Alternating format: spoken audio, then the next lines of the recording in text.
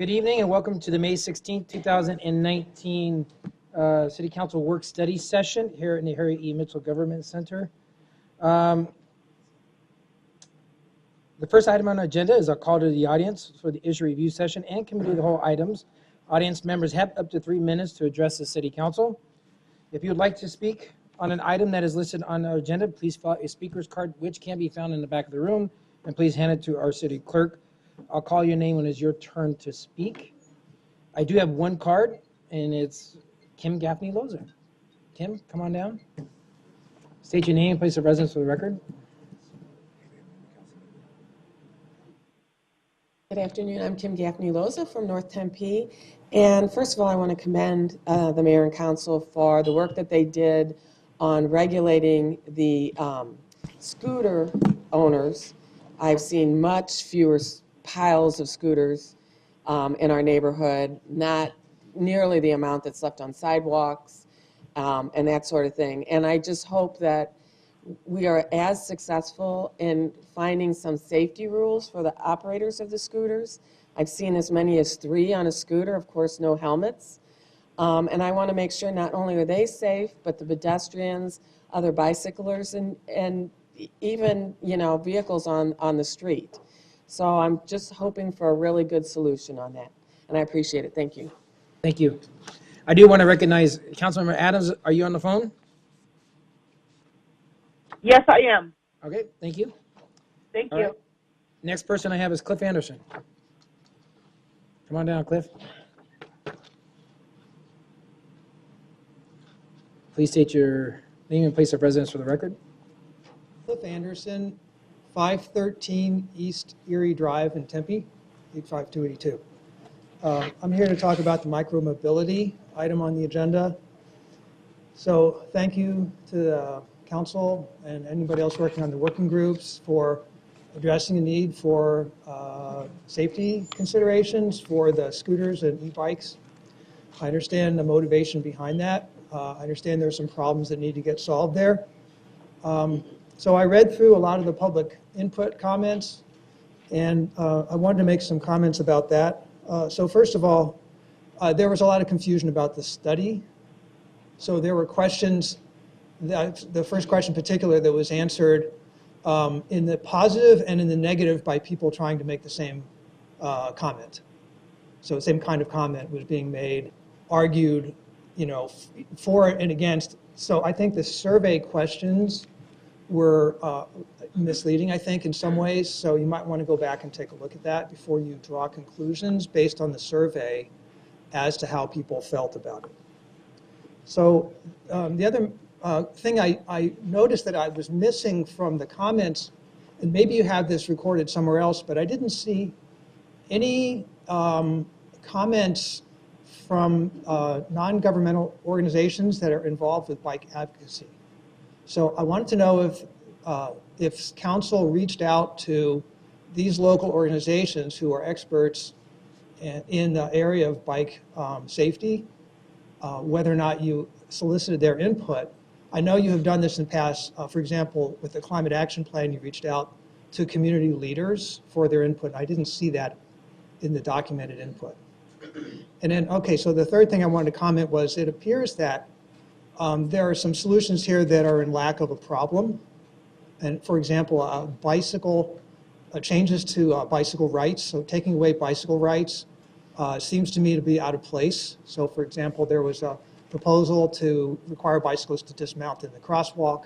I think that's been taken out, but I want to make sure that stays out.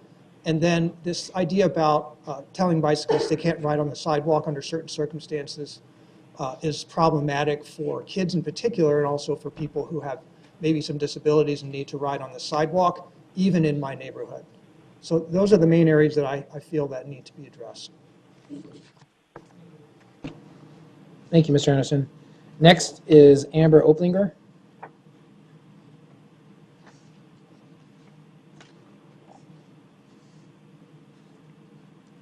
My name is Amber Oplinger. I am here on behalf of the Eris Foundation and Catherine. She wrote a statement and I'll be presenting it for her. Hello, my name is Catherine and I run a small nonprofit called the Eris Foundation. ARIS is dedicated to caring for the homeless population in Tempe. We began 3 years ago serving a handful of kids, and now we serve 150 homeless individuals every single week. Every Tuesday, we feed them, clothe them, and provide them with the necessary items to get them through each week, like bus passes and IDs. We help them into programs, get them glasses and dental work, and offer them resources. To date, we have helped 61 kids get off the streets. I'm very proud of that number. I thank those of you on the council that have already come out to serve with us and encourage the rest of you to come and check us out on Tuesday at JC Park at 5 p.m. The discussion on homelessness is a difficult one. There is obviously no simple solution, but I think it's important that you know you have the support of the community behind you. There are dozens of wonderful organizations, hundreds of individuals who are working every single day in Tempe to help alleviate this problem. But it's not getting better. We are seeing the numbers increase each week, each year. More homeless on the streets, more sign flipping, more hunger, more need. I could stand up here all day and tell you the things that I believe need to happen. The shelters that need to be built, the hydration stations that need to be implemented, the staff that needs to be hired. We need more substance abuse outreach. We need more showers. We need more housing resources. We need more caring and compassion for these individuals who were once kindergartners on their first day of school. The real solution is finding a connection to reach those who have previously faded into the background and become the individual population. Tempe currently has 5 different coalitions in place that I know of, each dedicated to fixing the problem, each presumably with a budget, each with individuals who share their opinions and try to help. But how do we solve a problem you have not experienced firsthand? My question is this: when was the last time we asked those we serve what they need and how we can help themselves? I brought a few of my kids and volunteers to meet you so you can see the people we're talking about. These are my kids. These are the homeless on the streets of Tempe. These are the people we're talking about today. Let's proceed on the path by asking them what they need and how we can help. Thank you.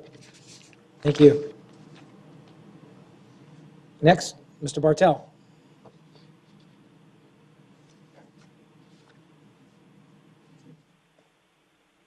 Hello again, and thank you for the opportunity to meet here today with you. I'm the one that sent the email to you yesterday, or one of probably many that you might receive. The 3 concerns, I know you've already discussed probably informally or whatever amongst your staff, but the 3 concerns, and the first one that I guess it doesn't affect me personally, but it bothers me the most, is kids being allowed to ride these e-scooters and these e-bikes. So you can, and as you know, my focus is mostly on these non-human powered vehicles. Even Bird on their e-scooter states need to be 18, need to be licensed. It doesn't make sense that you would allow kids, even with parent permission. They aren't ready for it, and they're different than bikes. They're just different. They're motorized vehicles. The second is the 20 mile an hour on the sidewalks, 20 mile an hour limit. It just seems to me, with other cities doing less, and I guess there's a city now in Utah that's doing even less than this, like 9 miles an hour. I understand that there are some places where there are no bike lanes. So you got to have them on someplace, but not 20 miles an hour.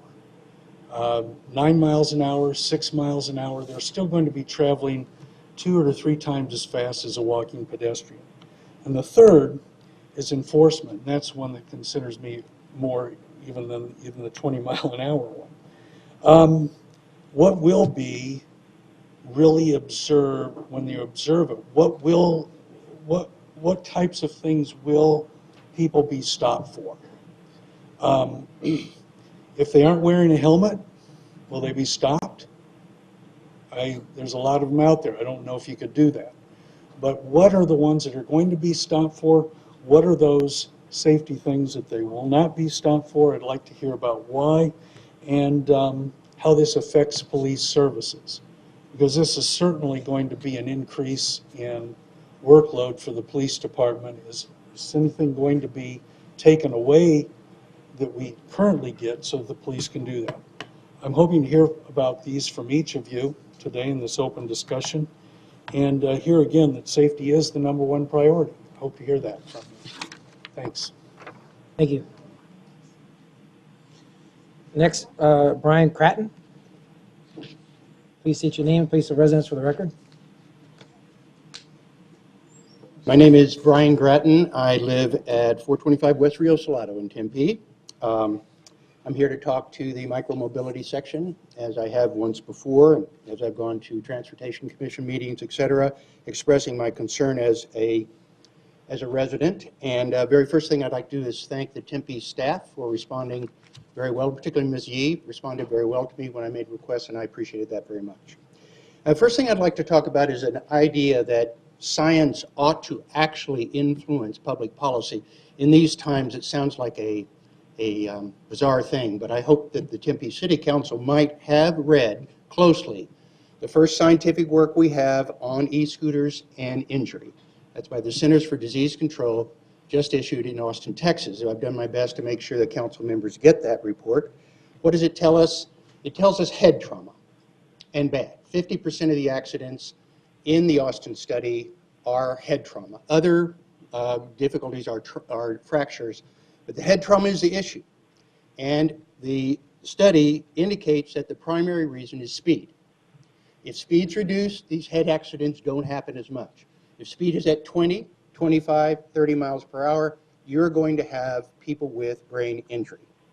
It's not solved, and this is the second thing about the CDC study. The problem of injury is not solved by putting them on sidewalks. The accident rate is the same. The only difference is that when you put them on sidewalks, pedestrians get injured as well. The level of injury is not due to encounters with cars. It's from falling off e-scooters. They are dangerous inherently. Now, I've taken a look at cities that have policies. Here are the cities and states and countries that prohibit e-scooters on sidewalks: Omaha, San Francisco, Seattle, Portland, Los Angeles, New York, the city of Paris, Germany, Holland, Atlanta, all in New Jersey and in New York, St. Louis, et cetera, et cetera. The list is really long of places that have recognized that sidewalks only increase the danger to pedestrians. These are motorized vehicles. There are cities that allow them, Austin being an example of one that has them on sidewalks. Denver, San Antonio. In those cities, in many cases, you at least have a reduction of the speed. So that as soon as they hit a sidewalk, as in Denver, they're at 6 miles an hour or 7 miles per hour in Spokane. I encourage the council to read the CDC report, think about what kind of decisions you're making, what consequences they're going to have, and particularly to not think that putting them on sidewalks is a solution. Thank you. Thank you. Next is Jeff Castlake. Please state your name and place of residence for the record. Oh, hey, Jeff. My name is Jeff Castlake, and I live at 1621 South Parkside Drive. I'm here on behalf of part the Tempe Bicycle Action Group, as well as just a regular bicyclist. One of the things that I thought was maybe a little misguided was the no sidewalk riding and 25 miles an hour speeds. If I remember correctly, the Federal Highway Safety Administration recommends that children 10 and under, that's where they ride, because they don't have the cognitive abilities yet to interact with traffic. And I know traffic in our neighborhoods is supposed to be slow, but it's still interacting with traffic. The other item I had was criminalizing no helmets, no helmet use, as it were, for children who have the opportunity to bicycle to school Our elementary schools are situated pretty much within neighborhoods, so a quarter-mile bike ride, half-mile bike ride would be a very easy thing to do. I used to do it going to school. Didn't wear a helmet. Helmets weren't what they are today, but I know there are organizations handing out helmets, free helmets to children. I think they're not covering all of the kids that are riding. They just don't have that ability. So I'm a little worried about the mandatory helmet use for under 18 for bicycles. And that was the two items that I think I had in my head today. Sorry I didn't have anything prepared. Thank you. Thanks, Jeff. That's all the cards I have. Is there anyone else in the audience wishing to address us? Can you get my attention? Seeing none, I close the public portion of that. Next is our update on the Human Services outreach efforts. I think who's all coming down? Naomi and Paul.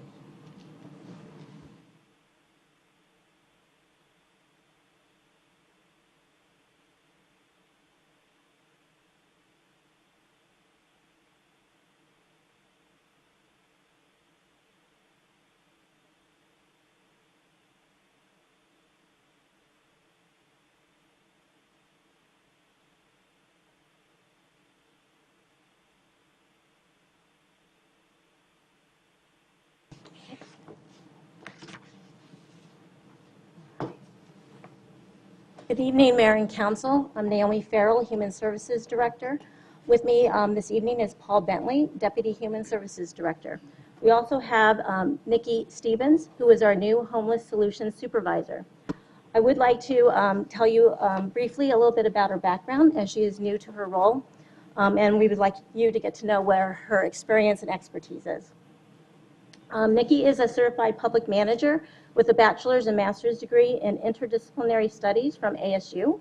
Nikki has worked in the nonprofit sector with people experiencing homelessness for the last 16 years. For the first 13 years of her career, she worked as a housing director administrating programs for chronically homeless people with serious mental illness.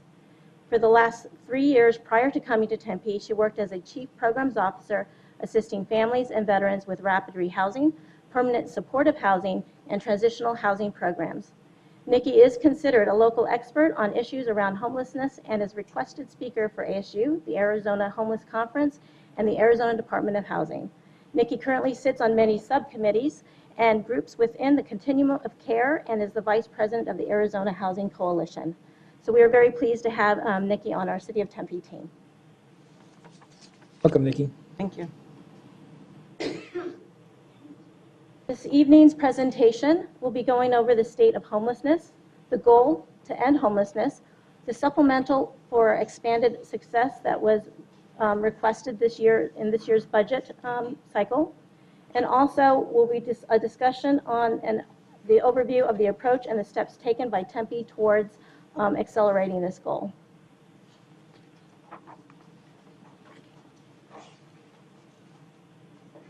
As we all have seen, the number of people experiencing homelessness is on the rise in Maricopa County. According to Maricopa Association of Governments, the unsheltered count increased by 22% over 2018. As seen in this chart, each of the local municipalities have experienced an increase since 2014. The increase can be attributed in part to high eviction rates, lack of affordable housing, and increasing rental rates. It's also worthy to note that Maricopa County in 2018 reported that they were one of the fastest growing counties in the nation. Higher population sometimes can contribute to higher homeless count as well. 2016, the Tempe numbers went from 88 to 202, which is a significant increase. But we want to mention here that during that time, we did look at our point-in-time count and how we conducted that and improved upon it with more volunteers out and in teams to get a more accurate count. Why we think that's important is to get a very good understanding of the size, scope, and scale of the situation so that we are better able to look at the challenge, come up with a plan, a homeless response system that works for the community.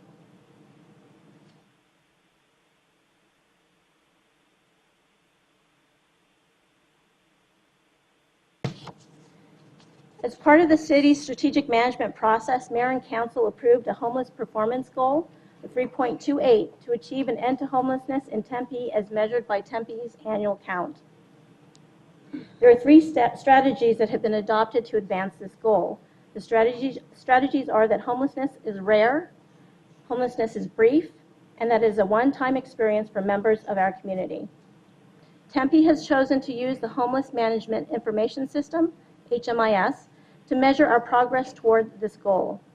HMIS is a regional system that all agencies that participate in the continuum of care utilize. This system enables us to look at what the needs are for our homeless population, the services that they're receiving, and outcomes from those services and the outreach and system that they're put in. The baseline data for FY 2018 was reported as 1,117 unduplicated individuals and families. That number is not the number that are in Tempe at this moment. That number is recorded as those that record or state that their last known residence was Tempe. So they could be in Mesa, they could be at Cass, and they could say their last known resident was Tempe, and they're put in the HMIS system as a Tempe homeless individual.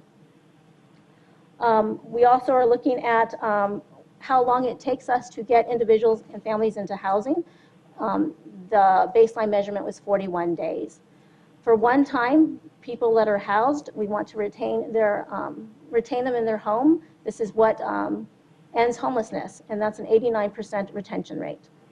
Naomi, hang on one second. Vice Mayor Kuby. So for the second quantification brief, when you talk about 41 days, you're referencing housing, permanent or permanent supportive housing, but the sheltering, you're not thinking of a 41-day time as being brief. Does that have a different measure or different expectation for sheltering? I mean, we're not waiting 41 days to shelter. The maximum that HUD allows is 120 days in emergency shelter. That 41 days that's referenced as brief is the baseline for the entire community from the time somebody has a voucher issued to them to the time they lease up and to get into housing. Right, so we're not talking about the time it takes to get somebody sheltered, the time period. It's how long they can be within that system. Then, that's what you're saying? That is correct. We are not measuring it that way, no. Yeah, okay, thank you.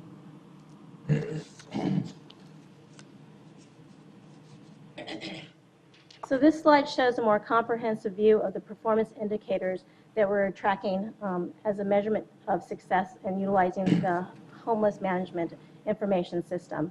If you look on the slide, the chart, the first column shows all providers. So that's all the providers that are putting information into the HMIS system. The second column breaks out just HOPE's efforts on these indicators. If you look at the first one, the number of unduplicated people served through navigation and case management, the system states the 1,117. HOPE has engaged and offered navigation and case management services to 624. That's 56% of the 1,117. If we move down, we look at the number of chronically homeless people engaged. In FY 2018, through all providers, that was 266.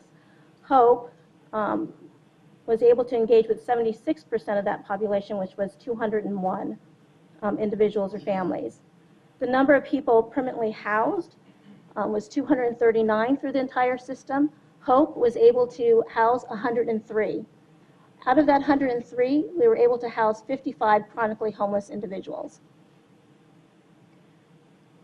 Part of that also, the 55 individuals, those were not vouchers that came from Tempe. Those are from other sources, which equates to a $1.1 million a year savings. It's $20,000 per person per year. Naomi, I have a question. Of the HOPE team members, how many members do we have right now with the HOPE team? Right now we have 3 members. 1 vacant, we're in the process of hiring. And they work 7 days a week, right? Or 5 days a week? 5 days a week. Yeah, Councilmember Erdonto Savage. Well, I mean, I think that's one thing to note. I'm kind of wondering, I don't know if the question's for you, Naomi, or for Nikki, based on these percentages, like for me, I think that retention for housing is a huge number, 95% to see that, that's really impressive. And I'm wondering, are these numbers, the percentages, are you happy with those percentages? I mean, like what we see in Maricopa County and the other cities, because I look at like Mesa, they have currently 4 homeless navigators, right? And their homeless population is so much less than ours. So, I mean, I'm thinking we're doing really, really well with what we have. That's my point. So, yeah, That's exactly, exactly what I right? was gonna So go to. if you look at some of the comparisons and basically the money allocated to the homeless outreach people and the numbers that they have, and it looks like Mesa is getting ready to fund 6 homeless navigator positions, and we have 3. And I just want to clarify, you go back and look at their point in time, unsheltered count is 206. Right. And ours is 1,100. Okay, just Well, clarify that. Our point in time count was 373. So, yeah. And can I add, housing chronically homeless individuals is a cost savings for our entire community. Chronically homeless individuals cost our community the most money. They're the ones that utilize our emergency rooms. They're the ones that utilize our jails and our crisis centers the most than any other normal homeless person. So by housing people who are chronically homeless, it's a cost savings to the entire community and to taxpayers. Chronically homeless individuals use up about 80% of the resources in the community, but they're only about 20% of the entire population. So the fact that 55 of those individuals were chronically homeless is a huge cost savings to the entire community of Tempe. Councilman Navarro. Just to that goal, I know that it's hard, and it seems like the visual is we seem to get more and more in every day because either what we do, and I think we do a great job, hands down, as cities go, but what we provide is, it seems like it's getting out there. So is it attractive to be here, either to get services or whatnot? And even if we're not making an impact on the individual now, we do see an increase of homeless within our community, probably much more than any other community. I know Phoenix is a larger landmass, so to speak, but and I had a question here, that being said, but how do we regulate who's coming in from other cities and who's actually Tempe? I think part of that is when you look at the HMIS system and how that works. When you're a partner with the Continuum of Care, you're using that system. So let's say Nikki or the outreach team goes out and they're talking to an individual and they find that they don't know them and they're coming from somewhere else. They're able to look into that HMIS system and track to see what services they've had and what organization they're getting those services from. So if they're involved with the case manager or another organization, then we can make that call to that organization and say, we have this individual here, we'd like you to come out and help. So we can work that way within the HMIS system. And that's helping also to not duplicate those efforts. HMIS, Yes. can you tell them what that is for? The Homeless Management Information System. Oh, go ahead. Yeah, no, Mayor, can I Yes, follow up? Councilman. I just want to follow up on what Joel said in regards to, and I think we hear this a lot, is, why are the Tempe homeless population numbers so high? And I don't know if it's like what Councilmember Navarro said in regards to, because we provide really, I think, comprehensive service, a lot of wraparound services, or is it, our extensive, public transportation system, the Orbit system, and I don't even know if you can identify what that is. But We're a much different city than the ones you're comparing to, right? Gilbert, Chandler, Mesa, it's a vibrant city. You have the university here. There's the transportation that is also advantageous, and they're here. And I mean, the conversation of whether we're offering too many services or our services that we're offering are too good and that's attracting them. yeah, I don't know how you answer that, because I don't know how I think that's our style. I because think that's who we are, I mean, right? For me to say, we just won't Right. offer good services anymore, and that might change the look, I don't think that. Yeah, and then my last question, in the system, the HMI system, is it track like demographics, like the age, Yes. families, and things to that effect? Yeah. So do you see that cycle Yes. changing fairly significantly and adjust services to meet those needs. Right, and that's why it was important for everybody to get into the HMIS system. All our partners work with the HMIS system, and so it's been very helpful. And that was why it was important that, we're going to talk about this later on, but we became one of the first mobile coordinated entry access points for Maricopa County, which I think is extremely important. One of the things Kim Vandenwegen fought for was to get our Hope Outreach team to become a coordinated access point for families, which was not happening. And people, or families that were experiencing homelessness in the city of Tempe, had to travel to Phoenix or Mesa or somewhere else to be assessed to get housing. And as you know, there's no shelter here for families in Tempe. So one of the things that we really strive for is to ensure that everybody's assessed, everybody's able to get equal access to services. Vice Mayor Cubey? I guess this question is for Nikki, because we haven't had so many discussions, but I've spoken a lot with Naomi in the past week or so. So we've succeeded, we have about 20% of our homeless population in Tempe is chronically homeless, and we've succeeded in housing about 20% of that, much through the Mercy Maricopa partnership, and that's been amazing for our severely mentally ill. A lot of our chronically homeless are SMIs. And so what is the difference between, how much harder is it to get a chronically homeless person sheltered, and what's the key to success to housing a chronically homeless person? Because every homeless person needs a lot of touches, but what is the signal thing? I would say because our team is very experienced in the Regional Behavioral Health Authority, working with the Regional Behavioral Health Authority, the REBA, which is now Mercy Care. And as you guys know, it takes multiple engagements in order to get somebody to accept even a bottle of water sometimes, because their mental illness is so severe that they may not talk to you the first 5, 6, 7, 8, 9 times. And the rapport building is extremely important. One of the things I wanted to establish when I got to Tempe was to go out with the outreach teams. So, my first week I went out to Mill Avenue with Joel, and I went out to the encampments with Kelly. I went out with PD, so I can have a better idea to articulate to both the council and to Naomi and Paul the issues that we were seeing on the ground. So I think that engagement, one of the things I was impressed by coming into this is the rapport between Tempe PD and the Hope team, and how well they work together, and how well they know those individuals who are experiencing homelessness, and how well the people who are experiencing homelessness know Kelly and Joel by name, and they ask for them by name, and they are very comfortable with them. So especially with somebody who's chronically homeless, who has serious mental illness or substance abuse, the fact that they feel comfortable enough to engage with Kelly and Joel is extremely beneficial to them accepting services down the road. Because when somebody's ready to get that treatment, we have to jump through that window. We have to be ready to go right then and there when they're ready to, and the fact that they have developed those relationships with people is going to be success down the road for them, especially if they're chronically homeless.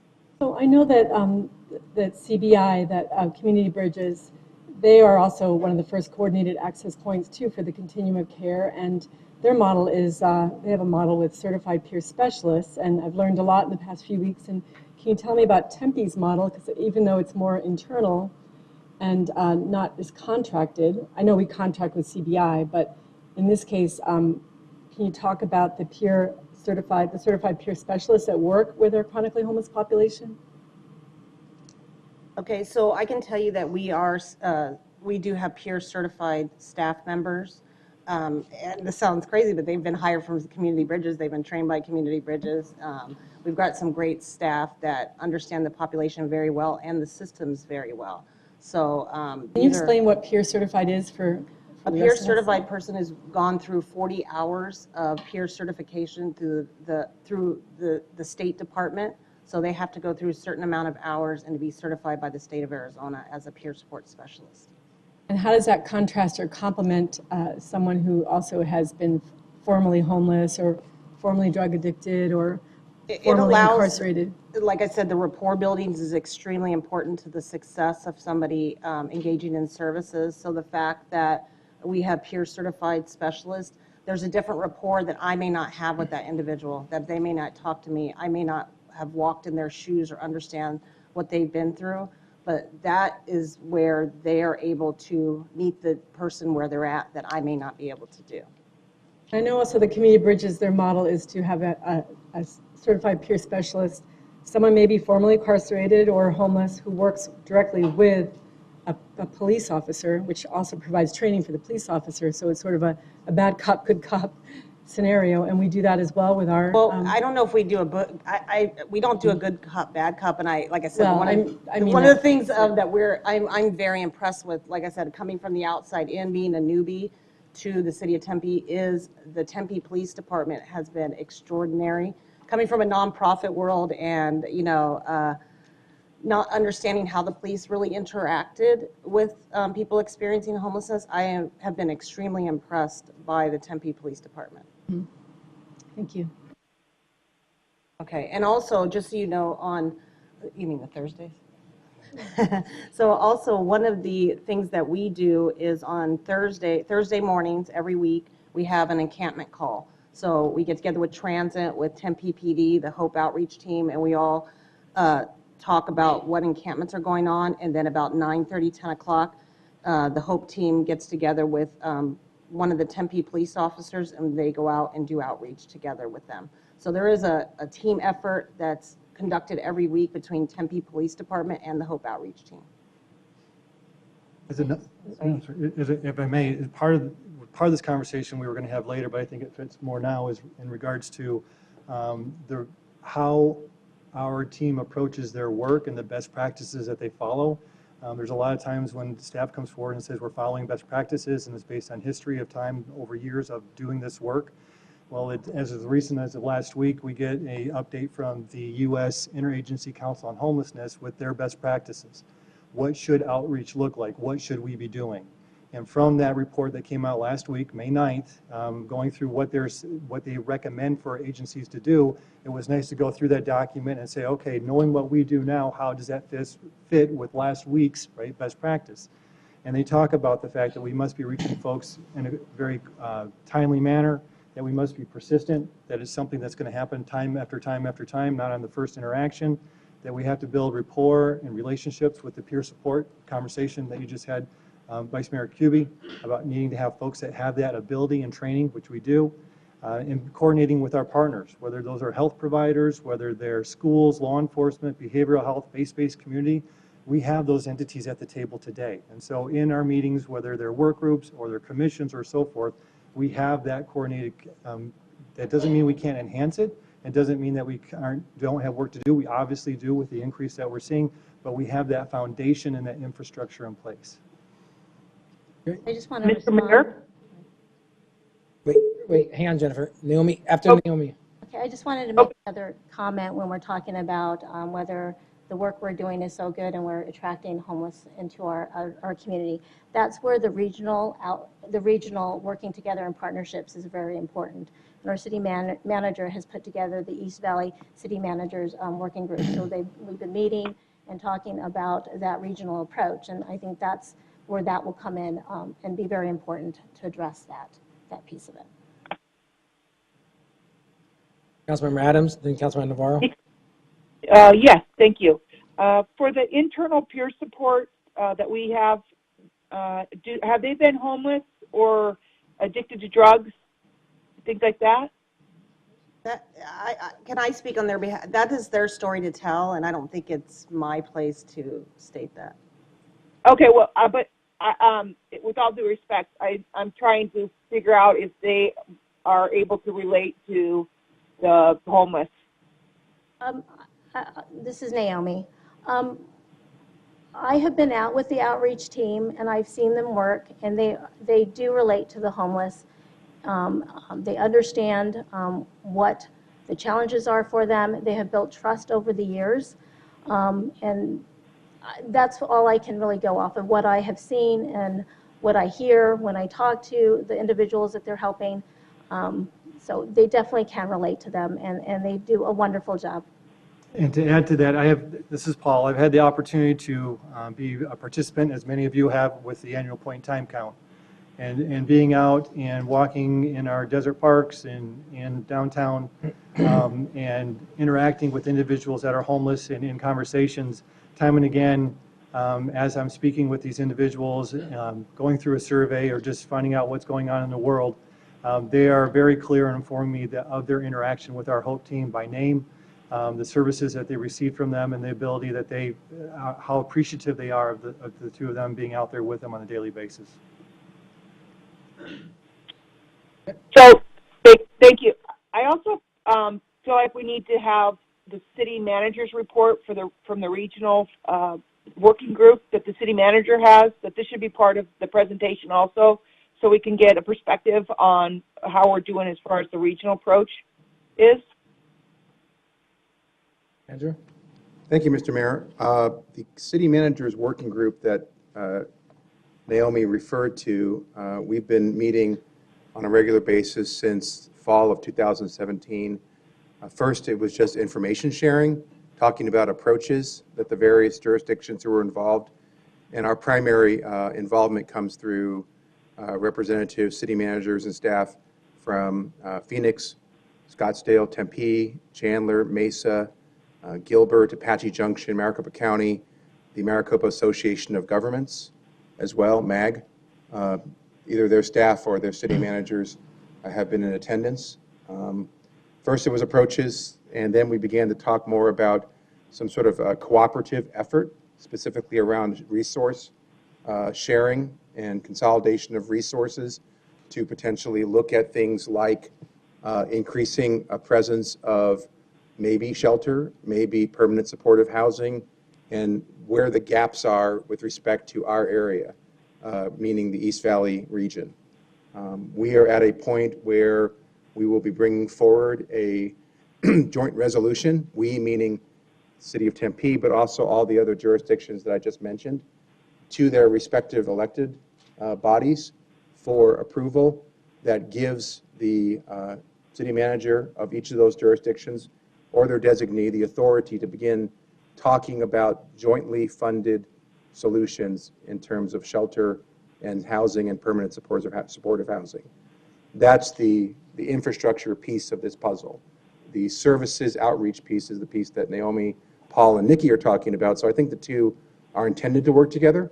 And that's, in terms of a report, the first step would be to get that resolution. The draft I saw, I want to say, either late last week or early this week, and it should be on council's final regular meeting before the fiscal year 1920, which will be in late June. Hey, and I just want to add, Jennifer, if I can, I am currently the vice chair of Maricopa Association of Governments. I'm going to be the incoming chair in June next month. And I spoke to Bruce Liggett at length. And Bruce, in case you don't know, is the director of Maricopa County Human Services, who serves on various different boards, with his title being, the Human Services Director for the county. And he had nothing but positive things to say about what Tempe's doing in terms of innovation. If anything, we're pushing the envelope on innovation and how we're reaching out. And talking to my fellow colleagues from other cities at MAG, we just had an executive meeting on Monday, and we had a meeting yesterday for transit. But I would tell you, their goal is to be like they're saying that we are a model when it comes to outreach.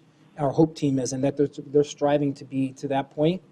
And that's coming from my colleagues at MAG on the board, and especially talking to Bruce Liggett, who works with the county. He also is a Tempe resident, but the fact that what he said, and he gave Nikki high regards and great points, just so you know, Nikki. So I think we are very lucky to have you with us, but and that's coming from some of your peers. Thank you, I appreciate it. Councilman Navarro? Mayor, I'll just, if you guys are going to wrap up, why don't you guys go ahead, I have questions at the end. Okay. Okay. Okay. So highlighting what Naomi just shared with the data in regards to what is happening with our partnering agencies as well as locally with our outcome measures, we do recognize that there has been an increase in individuals experiencing homeless locally and within the region.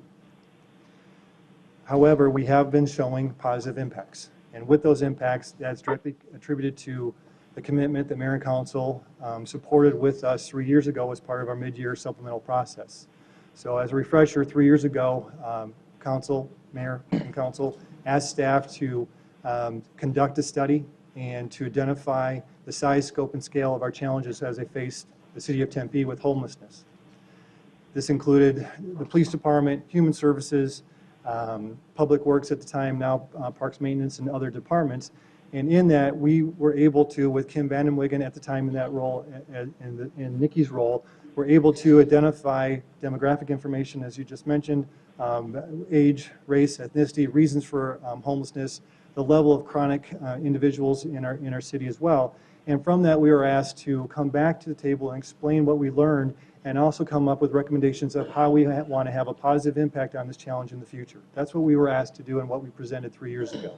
What you see in front of you is from that work, not only did we look at current resources, now we could reassign current resources, but also what additional resources do we feel we need in order to move the needle on all of those strategies as part of the strategic management process. What else do we need to do in order to do that?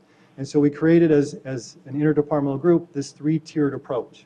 And over the last year and this year, you are in the supplemental process, you are seeing the requests, the budget requests are coming directly from this as our guide, from this 3-tiered approach. So last year there was a supplemental that was submitted based off this.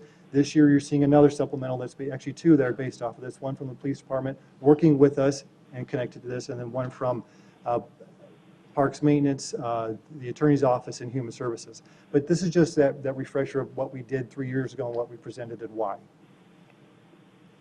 From that information, we then submitted this year's request for next year's budget. And what that looks like for the 2020 supplemental is this interdepartmental request that is directly connected to those strategies and those strategic measures that we were trying to influence. Reducing the amount of time when individuals homeless once they reach there, getting people into housing as quickly as possible, reducing returning to homelessness, and the overall population, that we want the population of those coming into homeless to continue to decrease. These requests are specifically tied to those measures and why they're being asked. So the police department has a request in order to enhance enforcement. Park maintenance, part of the process is making sure our parks are safe and clean place to be. The city attorney's office is part of a mental health court in which a large population of individuals that are participating in that mental health court are homeless, need some assistance, and that's what they're asking for, is assistance to help with that with the volume of participants coming through mental health court. And then there's Care 7 and Hope. Care 7 is our crisis response team. They're 24/7, 7 days a week throughout the year. They do many things, some of which is counseling, some of which is victim advocacy, but in this particular request, we're focusing on the crisis response van. The crisis response van partners with the police department, the fire department, and actually the community now when they call saying, we have someone in crisis, we need help now, and it's from a social service perspective, and who do we send? We send Care 7. And the intention is to be available 24 hours a day, 7 days a week, and that group has been running a 24/7 7-day operation with full-time staff and part-time staff, volunteers, and interns. And this is an attempt to have a positive impact on that structure so that they can be more consistent in their coverage. And this ties because 52% of their responses are to individuals or families that are homeless. And so, again, this is one of those angles, including the fire department, the police department, the courts, of how we are collaborating through all these different work groups to try to have a positive impact on those measures and serving those who need our help. That's where the Care 7 request is coming from. The HOPE request, we've mentioned the outreach portion of what we're doing, the HOPE team. This isn't to enhance their work, to, again, directly impact those measures that we just went through that Naomi shared.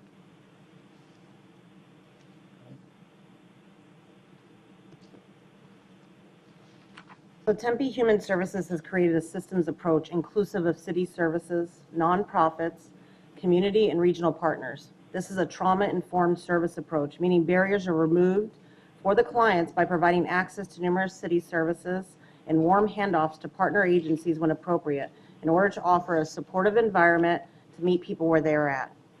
We know it takes multiple engagements in order for somebody to actually receive services from an outreach team. This is the rapport building, the relationship building that my team does every single day.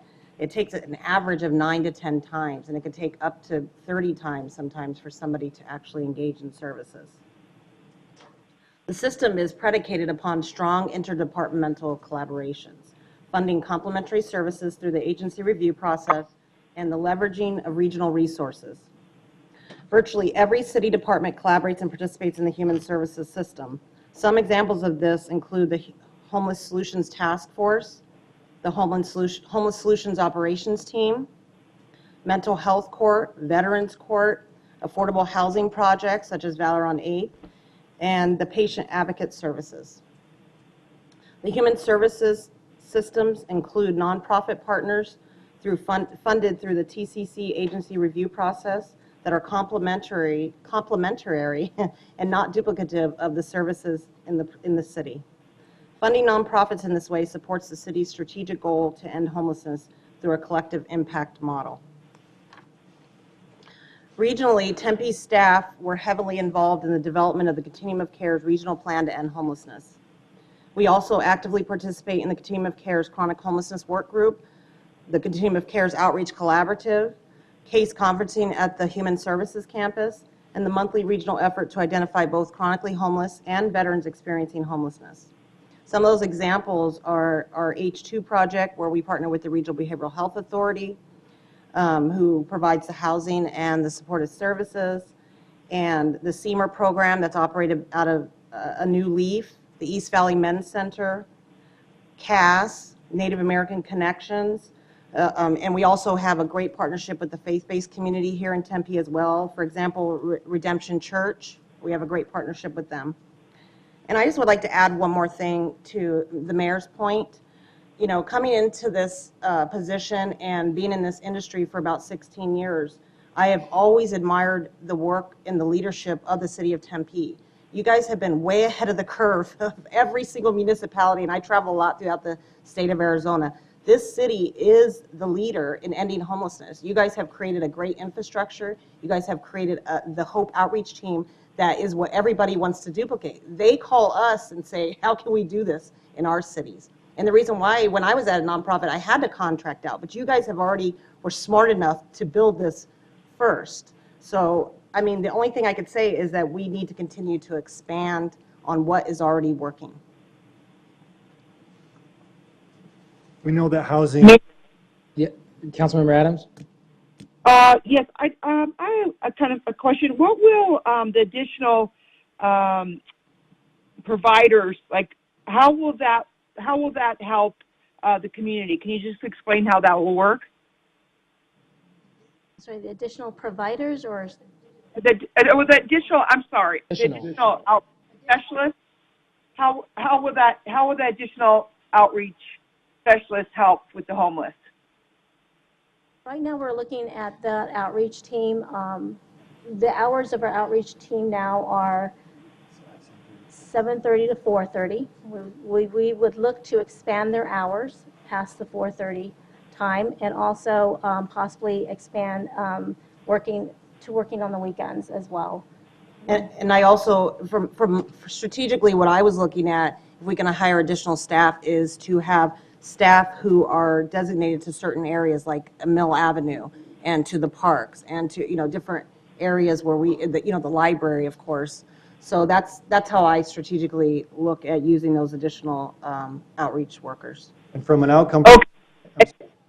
Go ahead. This is Paul, I'm sorry. From an outcome perspective, by adding these additional resources, we should be able to increase the volume and number of individuals that we interact with on an annual basis in order to provide services and increase the number of interactions that we are having. So again, back to the conversation about it takes multiple interactions at times to work with individuals and to a point where they're willing to trust us and accept our support and willingness to work into a housing situation.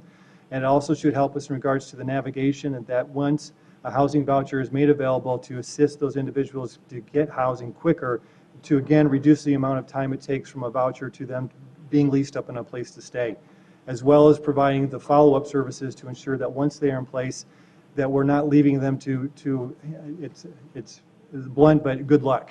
We do not want to do that. We want to make sure that there's services available to individuals so that once they are in a housing situation, that they are getting the support and services to help keep them there. Again, one, to assist them directly in their families, but also because it is a direct impact on costs, to reduce those costs. Oh, and it's my understanding, well, first of all, I mean, the shelter program is at capacity at 40 every night. What are we going to do to increase the capacity then of sheltering the homeless? I didn't hear the question. Jen, can you repeat that? Okay, so right now our shelter program is basically at its capacity of 40 per night, 40 adults per night. And I'm just wondering, like, what we're going to do to increase that capacity. It's my understanding, it's kind of twofold. My understanding that the housing voucher program, really we run out of money in April or so for the housing. So I understand, I mean, first of all, I think I'm completely supportive of your program. You guys do a great job. I'm just trying to figure out how we're going to do this as far as increasing our sheltering of the homeless. Thank you, Councilmember Adams. This is Paul again. We're looking at this, we're working on this from multiple angles. And so I'm going to go from one angle first, specifically about housing, and then move into shelter if I can. Sure. So our housing services area has renewed itself over the last 3 years, and you have all been a part of that, and we're very grateful and thankful. And from that, with this work group being a high performer, they have been able to develop and implement new programs, many new programs. Some of the ones that are shown on the current slide are specifically to homelessness. And so one of the things we're doing is increasing the number of vouchers and number of programs that are specifically available to our to our individuals and families who are experiencing homeless. So our TBRA program, our Tenant-Based Rental Assistance Program, is a direct link for our HOPE outreach team and Care 7 in order to support families or individuals that either are experiencing homelessness and in crisis or fleeing domestic violence or in a situation of domestic violence and providing housing to them. And we currently have 43 vouchers. This is a 2-year program. This is you as our mayor and council help support this and improve this through your efforts. But it's 43 vouchers that have been created over the last 2 years in order to support those entities. We have the Bridge program, which again is a partnership directly with Mercy Care to support seriously mentally ill, of which many of those individuals are homeless. And that is a currently 25 voucher program that is in partnership with Mercy Care, again connected to our HOPE Care 7 groups.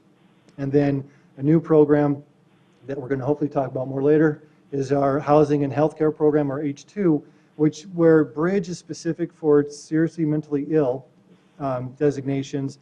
Housing and Healthcare, H2, is specifically to GMSA, or General Mental Health Substance Abuse situations, and we have 25 new vouchers there. And so we have programs that aren't shelter, but are housing. And so the intention is that we want to help individuals get into housing as the most permanent and supportive reason for solution. That does not mean shelter is not needed or that there isn't a need for it, but it's a huge priority for us. And so then it comes into the shelter conversation, Councilmember Adams, that you are talking about. Part of that, again, through our housing services area, Care 7 and HOPE, Housing Services was able to create 3 emergency units. These are units that we never had before. We had this year, in which as police department is responding to a call, the fire department, Tempe Fire Medical Rescue Department is responding to a call, HOPE or Care 7, and they're finding an individual or family that we just need to find a place to get them stabilized for a short term so that they can then move into their own form of living, an apartment or whatever. These 3 emergency housing units are now managed by Care 7, overseen by our housing services unit, and then supported by, I'm pointing because we have staff here that do all this all day long, and HOPE that is a part of that process. So those are all, the first piece is housing, the second piece is then the short term, and then to answer your question about shelter, that's the piece that we are researching right now, which is what is the appropriate level of shelter that is needed. We've had some work groups in place to look at that specific conversation. We've come up with some ideas and suggestions, but at the same time, we are in an exploratory phase right now as to what type of shelter makes most sense with services, how to fund it, where it should sit. Is it regional? Is it local? And so the best answer I think today we have is that it is in the front of our radar. We are focusing on it, but we don't have a solid answer yet because we're finding our answers today. Shelter is very complex because shelter is not a one-size-fits-all. You need a men's shelter, you need women's shelter, there's shelter for domestic violence victims, as well as families. So. Vice Mayor Cubey? I wasn't really talking about necessarily a shelter. I was talking about just a place for people to stay. Like it could be in the neighborhoods or whatever. I wasn't talking about necessarily a shelter, just shelter for the, for them to stay, have a place to go. And Councilmember Adams, I just wanted to clarify, the funds that run out every April are not the vouchers, they are our emergency rental assistance. So that's unrelated to what we're discussing here, but you bring up a really good point about sheltering, and we do have a short-term sheltering work group. It's been, I think, Paul, aren't you represented on that with TCAA's Deborah Artiega to discuss what we need in terms of beds? And that's an issue we really have to look at. And when talking about facilities and creating a human services campus at the library, there's been discussion, and had discussion today about that with Naomi and with Stephen Methvin about considering some kind of sheltering within the human services campus to relieve the stress on the library, and there'll be a natural place for people to go for services, but also to offer possibly some short-term sheltering. We currently have shelters not just through our churches and such, but through Namasita Men's Shelter, like you said, and UMOM all around. And we're kind of meeting the need, but we know we have a growing need. So we really, at some point, are going to have to take a serious look at how we might want to increase sheltering through iHelp or through another resource. And it's something we have to attend to. So thank you for approaching that topic. I think I only have 1 or 2 slides left, and then we can continue to ask questions. Okay, thank you.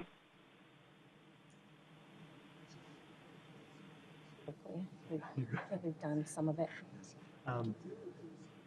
The conversation for this slide is to talk about our staff and the qualifications that our staff have, as well as some of the approach. And the approach, I think we've been able to cover most of that conversation already tonight about how we're going about doing our outreach and how it connects to the United States Interagency Council on Homelessness and their best practices for outreach. But in addition to that, we also wanted to articulate the fact that we hire highly qualified individuals at all levels of our organization, specifically for us within the Human Services Department. We do that in a way that we're a highly diverse work group, and within that diversity that we have peer support, experienced and trained individuals, and all the way through the gamut of certified licensed practitioners. And so we have examples of some of those qualifications shown for you with the licensed clinicians, that we have individuals that are SOAR certified, which is Social Security Outreach Access and Recovery, meaning that we have folks that know how to connect people to services, this being one of those significant ones. We have connections to behavioral health. Our staff is trained on the access points for access, how to connect individuals and families to those services, what those programs are, and how they may best reach someone. We're providing case management for folks throughout most of our programs, whether that's Care 7, whether it's housing, whether it's HOPE. And then just to reiterate what Nikki talked about earlier, that Kim Vandenmugen spearheaded for us, is that we are a mobile coordinated entry point for the continuum of care and for coordinated care. And that part of that, in order to do that, our staff has to be trained on how to assess individuals appropriately. And that assessment is done through not only the HMIS process, but that assessment tool that we talked about before, the VI SPDAT. And I apologize, that's one I do have to read. So the VI SPDAT, I apologize. No, I can. You're laughing at me. No, I know. I hear it. I was like, I can say it. The Vulnerability Index Services Priority Decision Assistance Tool is what it's, the full acronym. But what that is used for is that tool helps us, working with an individual or family, identify the specific type of housing that best suits them, whether that it is rapid rehousing, permanent supportive housing, and there's a lot of different services and programs that are attached to all those things. Our staff is trained on how to navigate that and how to do those assessments. And then the housing navigation or housing services area is leading the charge of understanding that just giving someone a voucher doesn't always work on its own, and that having a human individual available to help navigate them, to find out where are those landlords that are receiving these vouchers, how to make those connections, how to build that rapport with the landlords for acceptance and understanding all the rules and regs that we all must follow to do that. We have a housing navigator to do that, which we have shown is making that time from when the voucher is received to when they're leased up shrinking.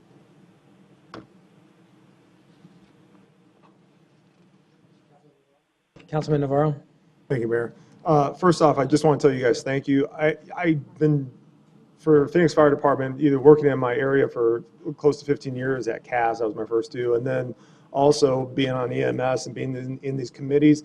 I got to tell you, it's such a challenge, and I can only commend you guys because you guys are hitting bullet points that I know in Phoenix we've been trying to, struggle with on coordination, out of silos, working together, making sure that we have speed and transparency or transportation, which is huge. So all I can say is thank you, because I know also even on the ground level there's a burnout factor too. So we also have to keep in mind that we do have to replace, and we do have to keep people fresh and get new people in there, and they have to be certified. And you guys are certifying them, and they have to have some background in these areas to help out people. A couple things I just want to go over. I know one of the biggest things is, and this is probably a statement for the council too, is I know we feed people in the park or do services in the park. That's one of the contentious places, obviously, in our city, because our residents are like, please not in our parks, but at the same time, that's where they're at. And the convenience of doing that for outreach people is very easy to do.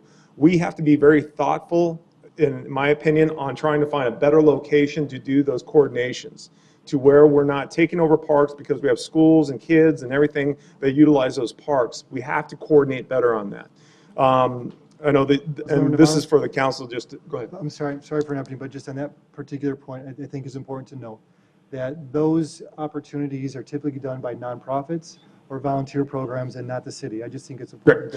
And that's one of the things that I know that us three are going to reach out here in June. We have a faith-based meeting. We're going to reach out as many faith-based communities as possible, because we want to break down silos, because everybody wants to work, to solve the same goal. And I think with better coordination within the city, and what I've seen in DC on how this can be transpired, I think we have an opportunity here in the city. Housing, yes, it always is big, and we have to do it right. One of the things is shelter, and shelter, I know that for the region is huge, but we got to think about shelter for within our city, and then there's various kinds of shelter too, and they cannot be next to each other either.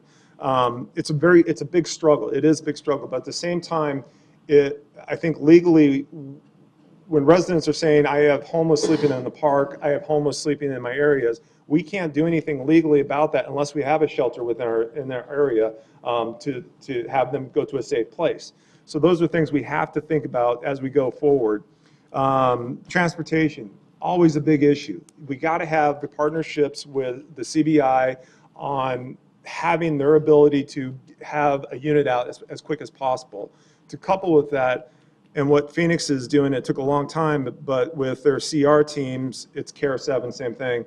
They're going to add 2 more units, and the purpose is to sit in a battalion to, when there is an emergency, a non-emergency, but we need to get people to a destination that's more appropriate, we have the ability to do that.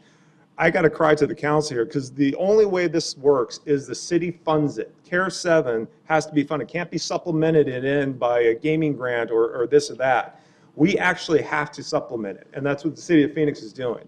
Their goal is to get 8 of these because of the areas of how big they are. But the thing is, the value of this is 24/7. The value of this is when the people are actually in the crisis and we have the opportunity to take them to a facility, this unit has the ability to do that. But they can't do it with just one unit alone, because they're coupled with PD and fire. So this has to be a real question to the council of supporting a staff for 1 more unit and the full-blown effect of funding that, because that has value. And with value on that, you get to retain people that have the knowledge to help people. And that's a big asset. So I just want to echo that out there. I love the thing about every Thursday is going out and doing an outreach. I mean, that's huge. And that really makes the difference, because to your point, having that personal touch, as I did for 15 years with different people, that's my advantage, to get them to the right location, the right help. So that's a big plus. And then the Middle Avenue, I know we talked about the Hope Outreach, and I know that the that's the one thing, that's why Care 7 is so valuable, but with the other outreach, with hope of just working from like, just say 9 to 5 or whatever it is, the value is to stagger that and the ability to stagger that. And I think strongly, because safety-wise, not in the parks, but our downtown areas, that's our advantage, especially on those off-peak hours. That's where we make the impact. So there's a lot more to this. I know legally, I talked to our city attorney. I mean, there's some questions out there in our community of what we can and can't do, because there's civil rights involved in a lot of this stuff, and how we treat people and how we can help people, because we can't force people to do things. We can't force people to go into this housing, because when we say we have housing, it doesn't mean we're going out to the park and you get housing, you get housing. People have to follow rules and guidelines. And the misconception is, well, I still see them. You say you still have housing. That's not the deal, though.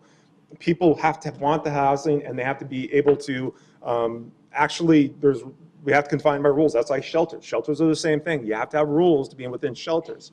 So it's just not one big, hey, we have shelters, how come they're still on the street?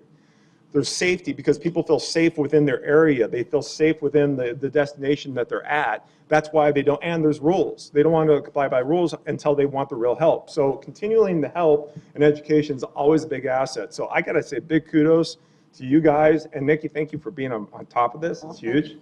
So that's it. But I just want to echo the Care 7 thing is extremely important. Councilmember Arredondo Savage. Thank you, Mayor. I just want to echo a little bit of what Joel said too. And first and foremost, I know we have two of our outreach people that are here right now, so Kelly and Joel. I just want to say thank you so much for what you've done. I mean, we've really come a long way, and I think, Joel nailed it when we said we need to make sure that we are permanently funding these positions and that they are paid fairly, they're trained, and that we know that we value what you guys do. So thank you guys so very much for what you do every day, and I know you've both been at it for a long time, and it's really greatly appreciated. And I think when you look at the supplemental, one of the things that I say right away is yes, yes, yes, yes, because our departments are already doing so many things outside of the scope of what they ever expected to do. And I'll tell you what, we have really incredible employees, great departments, great leaders in the city of Tempe, and they will do it. Just like Joe said, they will do it until they get burned out. And we need to make sure that doesn't happen, that we have the right people in place, that we have them permanently funded so they can continue to do the work, reach those goals, and achieve those objectives that we've put forth. And I think the only way to do that is making sure that they are at full staff. And I think that these things is what I see when we talk about the supplemental and the request. I mean, we're actually covering 5 different areas, from the city attorneys, park maintenance, Hope, Care 7, and police. To me, that's synergy, and that's a comprehensive strategy. And I think just like the mayor said, you don't see that very often in any other cities. So I know when we're out talking with our peers, we're doing something right. And we want to continue to be the leaders in our efforts, and I know that we're going to continue to do that, and I have no doubt. So I 100%, I know the one thing that we did talk about funding was emergency rental funding, which I think we did that last year, and I don't know if that's something that we need to think about, how that worked out, but I think when we talk about housing in general, that's probably going to be part of the bigger discussion. And I just want to give a shout out to all those individuals, those people that have been part of this strategy and effort, because I will tell you, I think Councilmember Navarro nailed it when he said, kudos to you. Thank you for what you do. You guys are truly, really making a difference, and we need to make sure that we back you up. That is really, really important. So thank you to the City of Tempe employees.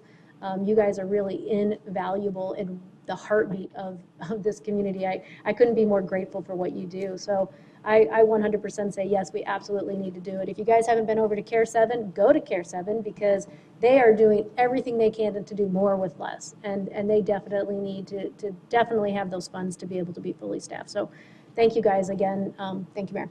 Thanks. And just to add, I mean, a lot that has been said has been great, but the collaboration, you can't emphasize the collaboration amongst the departments. That's, as Councilmember Arredondo Savage said, and I've said it earlier, and Councilor Navarro and Lauren and others, the collaboration between departments, that's unheard of. There's a reason why the city of Tempe won all top 100 cities to raise youth 3 years in a row, and it's a nonprofit organization by American Promise. And the vice president told me, he goes, I've never seen a city work with their nonprofits like you all do and have that relationship because you're trying to solve certain challenges and issues that come up to better your community. And that's remarkable. Thank you for our staff. We're very fortunate. And Thank you to Naomi, Paul, and Nikki. Nikki, glad you're on the team. And I got to tell you, it's just knowing what I've heard from my peers, as I mentioned earlier, and being the vice chair, I'm going to be the incoming chair of Maricopa Association of Governments, which houses a lot of the human services needs for the county. And knowing that we've seen the increase over 27% in homeless population throughout the entire county, and also knowing that we're also the fastest growing county in the country, I mean, there's a lot of challenges that come with that. And we are doing remarkable, but it does not mean that we stop there. We still have to push the envelope to be innovative. We still have to push the envelope, as Councilman Navarro mentioned, of making sure that we're providing the necessary resources. And we rely on all of you, staff, to tell us what those are so we can make those tough decisions, because you get a lot of people in this audience and watching at home have seen the budget process. We only have X amount of dollars. In order for us to get those dollars used appropriately, this is the kind of conversations that we need so that we can make an informed decision on how to spread those resources throughout to have the biggest return in terms of helping individuals. And that's what we do in Tempe. So thank you. Mayor, this is Councilmember Adams and Vice Mayor Kuby. Okay, yes, thank you. I know I've met with a lot of business owners who have concerns about the homeless. So one of my questions is, how are we going to get this message out to the business community? I'm sorry, I didn't hear her. She wants to question. know how, she's had some concerns from business owners and some of the challenges they're facing. What are we going to do to help get information out of what we're doing with the Hope Team to basically public, information resources out to the community? This is what we're doing. Yes, exactly.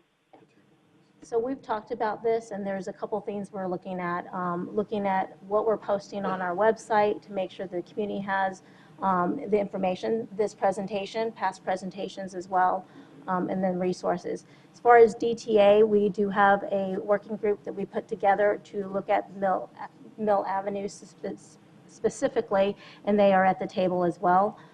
We invite the businesses and all our partners at all of those coalition meetings so that they can take that information back. And don't we have a supplemental for a PIO for human services? Yes. There's a, So that can help too, one-time funding. Councilmember Adams. Mm-hmm. Vice Mayor Kuby. Okay. I have one other question. Okay. I think it would be really helpful. Can you please speak into the phone? We can't hear you. Okay, is that better? Oh, way better. Okay, I think it would be helpful if we had a phone number that residents could call, and not the 311, because I know they get a lot of calls, or that they could call when they see somebody homeless, so they can report it immediately. As I'm aware, it's very important to have early interventions with these situations, and I thought that would be a great way for the residents to communicate with the city for letting them know when we do have homeless. Also, second is I want to thank Joel for coming out to my Join Jennifer the other night. He did a great job with short notice, so thank you, Joel. But anyway, going back to the phone number, would that be something that we could look at experimenting with? Yeah, we can look at that. There's two numbers that we discuss as far as what goes out there, and one's the Hope Team, and then the other one would be Care 7. Okay, so it'd be like so what I'm proposing is like it'd be one number for residents to call and say, hey, there's a homeless person in Clark Park right now, and they look like they need help, or whatever the case is. I mean, anybody that's homeless is in crisis, obviously. So I just am thinking of one number that they could call, and then the call could be dispatched to whomever is best for intervening. Go ahead. Our pieces of communication, we put out the resource cards, have our Hope number on that. So we can, I think, work with neighborhoods and see how we can get those out to the neighborhoods, so that's available, and then look at our website and make sure we have it posted. Okay, thank you. Thank you, Councilmember Adams. Vice Mayor Kuby. So I know I sparked a lot of this discussion, Councilmember Adams and I, because we wanted to look at not so much the outreach homelessness in an umbrella fashion, but specifically at our chronically homeless population. And I knew that there was a Community Bridges really well known for their peer-based approach. And in the past few weeks, I've been made aware, and I know there's a movement towards more peer-based approach, and that the job descriptions will even include that, right? If not a requirement, a strong preference for someone who has peer-based experience or lived experience. Right. We're going to make that change on the job description for. Yeah, that would be really important to me, because the chronically homeless are our most vulnerable population. And, you know, I applaud you, I salute you, we do so much, and I recognize all that, but obviously the problem is increasing, and it's not necessarily we're not necessarily causing the problem to increase. There's outside forces, but there's also things that we can do. And I realize that Tempe is famed for its innovative approaches, and that a lot of what other cities contract out, we do internally. But I do contend that CBI, and I know we work with CBI, but if we have the potential to learn from their best practices and keep in touch with them, I know they're very outcome-based. They have deliverables. They report back, and that's why they've achieved such a success in the Valley with a lot of cities. So I'd hope we keep in touch with them about their approaches, particularly in the parks, because we know that in the homeless in the parks are often our most chronically homeless and often need the most help and are most resistant to help because it could be mental health issues. You know, you can't generalize, but in the parks we have more of our chronically homeless population, I'm told. So I'm, you know, heartened by the fact that we're going to have that peer-to-peer approach strengthened in our approach to our chronically homeless population. And from talking to you today, Naomi, this report, the homelessness update, was amazing. And to have this on our website, if not archived, at least updated every quarter so we can direct people, whether on social media we're having discussions or different council member events, we could point to this website, and it can really help give people an overall approach to you know, the challenges we have, the opportunities we have, and the successes we're having. So I really appreciate that we're going to get the word out more. Thank you. Okay. Thank you. Good, thank you. Thank you very much. All right, next item is our Mayor's Youth Advisory Commission Youth Town Hall update. Come on down.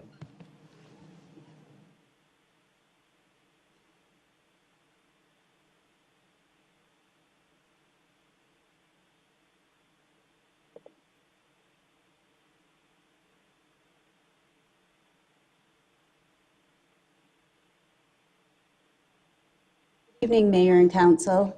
Marie Raymond, Human Services Manager, and I am very pleased to introduce to you members of the Mayor's Youth Advisory Commission who will be presenting on their Youth Town Hall report.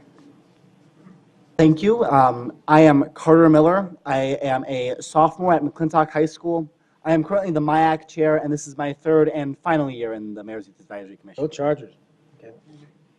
Thank you, Carter. I'm Alexia Moreno. I'm also a sophomore at McClintock High School, and this is my third year in MIAC, and I am vice chair. Mayor, I think we have an issue. You got a lot of Chargers up here. 1, 2, 3. So just going briefly into the history of the Mayor's Youth Advisory Commission, it was established in 1980 to address the many challenges which Tempe's youth face. So it's composed of 24 members from 8th grade or the end of middle school all the way up to seniors in high school. And it allows Tempe's youth to talk about issues which face them, such as teenage pregnancy or drug abuse. And it allows them to inform this council on these issues and how to take steps to combat these issues. Just some updates on this year. We were the recipients of the Democracy Grant and participated in this year-long project with the Center for the Future of Arizona and ASU's Public Service Academy. And through this program, we learned about design thinking skills and use these skills both in this program and, as you'll see later, in the Youth Town Hall in order to develop solutions to these problems. We also provided some feedback for various groups, such as the City of Tempe's Teenage Social Media Focus Group. We worked with the Human Relations Commission, and we helped provide feedback to the ASU Peer Mental Health Model just at this last meeting. Furthermore, we participated in several events all around the state. We participated in the League of Arizona Cities and Towns for Youth. Through the Democracy Program, we received a $250 award to implement our program. We participated in the Governor's Youth Leadership Day, and we participated in the City of Tempe's 2019 Youth Fest Changemakers and Courage Awards. And, as is the point of today's report, we completed the 39th Annual Youth Town Hall. So just a bit of background on this event. It's an annual event that gives teenagers an opportunity to discuss issues which face them. It calls on students from all around Tempe, from the Tempe Union High School District, from the Tempe Elementary District, and the Kymene Middle School, to are invited to participate in this group. And they work together to identify solutions to provided problems and address these challenges. And the MIAC itself helps to plan and facilitate this event and works with the outside community, both in schools, around the city, and other organizations to help put on this event. This year, Youth Town Hall was held on Thursday, February 26th at the West Side Multi-Generational Center. Over 80 participants were gathered to address youth engagement in the community, the inclusion of LGBTQ+ youth in schools, and youth employment. And in this year's town hall, we decided to work using the design thinking process. This process involves a multi-step process to help understand the people involved and empathize with their issues, to recognize the circumstances tied to this problem. Through doing this, we can develop solutions which are both testable in a short amount of time in order to ensure that they can be effective, and also solutions which can get at the root cause of a problem rather than going in blind to address these issues. Now we will review a few recommendations from this year's Youth Town Hall, and we hope that you refer to the Youth Town Hall report, which was provided to you, to gain further context and information on these recommendations.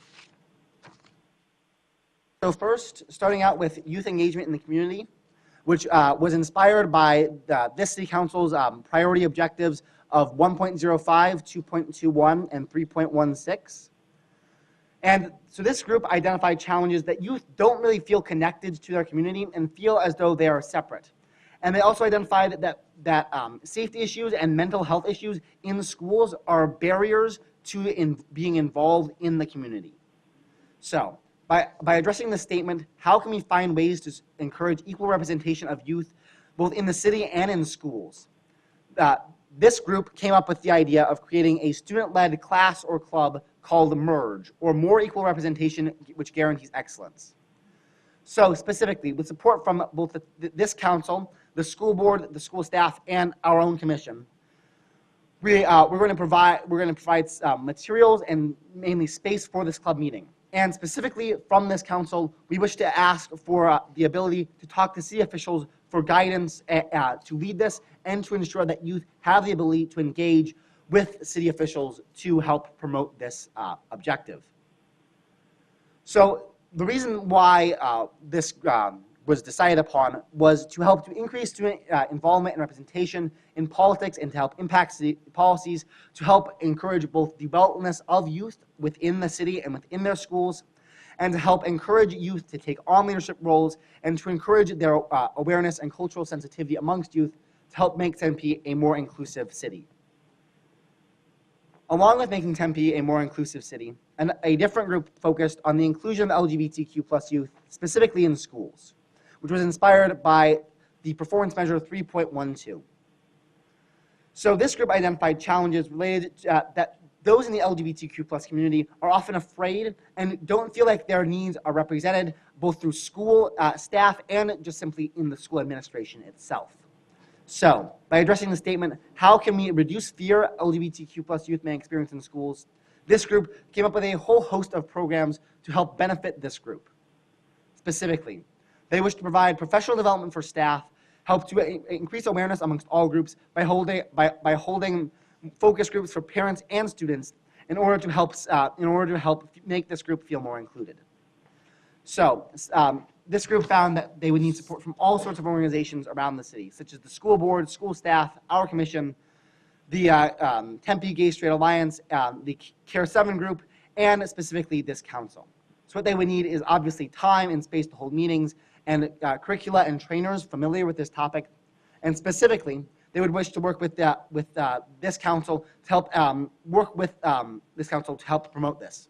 As you may know, the City of Tempe earned a Municipal Equality Index of 100 from the Human Rights Council. So we believe that this city would be well suited to help promote this group within schools and to more outreach to help promote this objective. This is important because it helps to increase feelings of acceptance in schools, which will help the youth of Tempe with their performance in school and will help them with their performance as in the community. And also helps to normalize this culture and empower youth to provide more support to each other and ultimately help all people become engaged in the city and in their schools. So another topic we discussed at Youth Town Hall was youth employment, and so this was inspired by Performance Measure 5.13. And so some of the challenges we identified among youth employment was the difficulty in finding opportunities, lack of soft skills, and the fact that employers were hesitant to hire youth, and youth managing job with other responsibilities along with financial literacy. And so we came up with the statement, how might we enable youth to find career opportunities and develop soft skills necessary for employment? So soft skills became our main concern, and so we came up with creating a program called Serving Up Soft Skills. And so this would be a skill building workshop where employers participate to do mock interviews, scenarios, expectations, etc. And so we would like support, or we wanted support from this council, MIAC, Tempe Youth, local businesses, Tempe Chamber of Commerce, Achieve 65, Career Ready Tempe, College Connect, etc. And some of the resources that we would need would include funding, space, learning materials, and snacks. Yeah, that brings in the kids.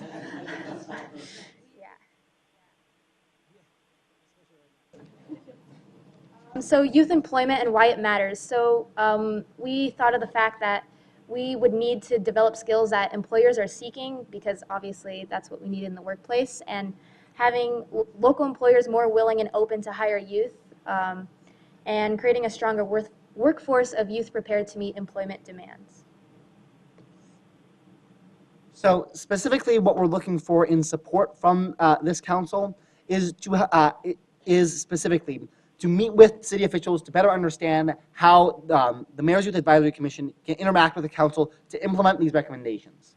Specifically, we wish to better understand the city's budgeting process and how we could get specifically these items into the budget, and how we would go about the process of implementing these new programs officially, how we could leverage current resources that the city of Tempe already has in order to more efficiently implement these programs and not essentially create programs which are redundant.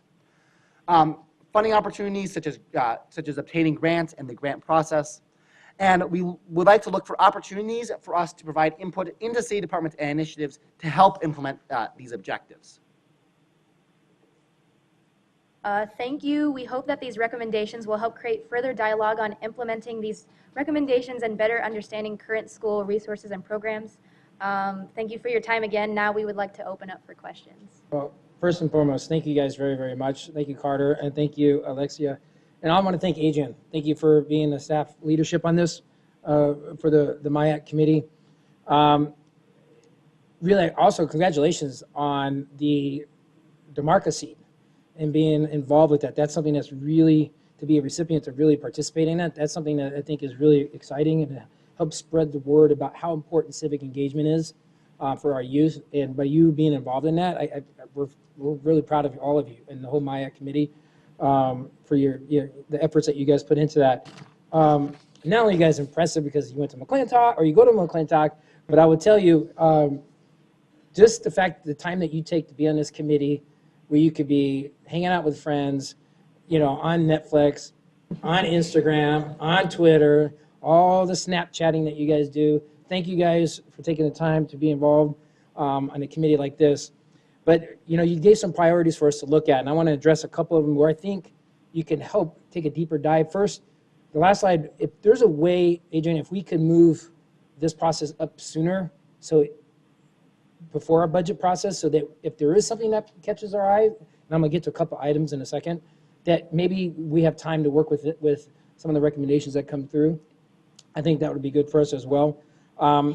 Also, some of the recommendations you have could be a little bit stronger, and I'm going to hone in on a couple of them. For example, you mentioned programs like operating the GSA, Care 7, Youth Specialists, and you talk about employment, like the last slide with Councilmember Erdona Savage, with her leadership, we created a Career Ready program, which really aligns with one of the last recommendations. So I would really encourage, once you have before you come present to the council, if you could interact with some of the ideas you have with certain department heads to see, oh, check mark, we're already, you can meet with Chris with Care 7, or you can meet with Economic Development, and what Councilmember Erdona Savage has done, when the entire council has done regarding the Career Ready. program that we have in place. I think that would also help some of the recommendations as you move forward.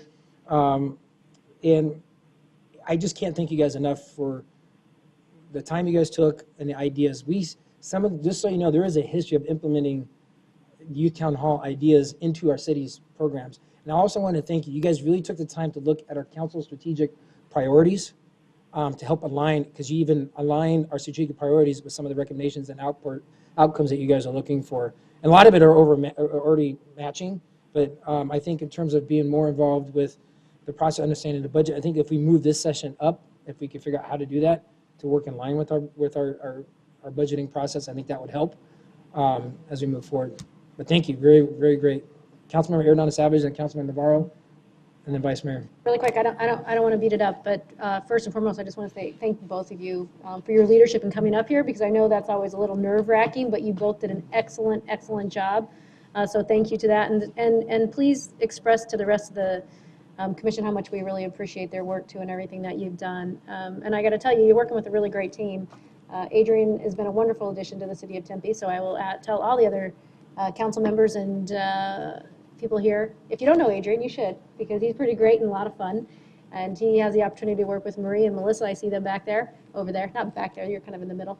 But, you know, I just want to say thank you guys for what you do, because you're working with the right team of people that have the connections with all these outreach all these outreach organizations that you mentioned. And I think it'd be really great if there is a way that maybe you can share that presentation with some of those groups when they meet. I think that would be a really great way to create some synergy and energy with, you know, not whether it's College Connect or Career Ready, the Tempe Chamber, Achieve 65, and there's probably opportunities when they're all together anyway, or at least some of them will be together, so then you don't have to hop so much. But I think that would be a really good way to get other people very excited too, and see how they can enhance their programs and incorporate some of these things that they're doing, because you know, that's exactly what we're seeing. The mayor mentioned it right away. We talked about, you know, you guys really aligned with our strategic priorities, and we really do appreciate you taking the time to do that. That's really important, I think, for all of us to make sure that happens. So, you know, I'm really excited. I think you guys touched on a few different subjects that I think will be really good and make our community even better. So let's just figure out a way to get them implemented, like the mayor said.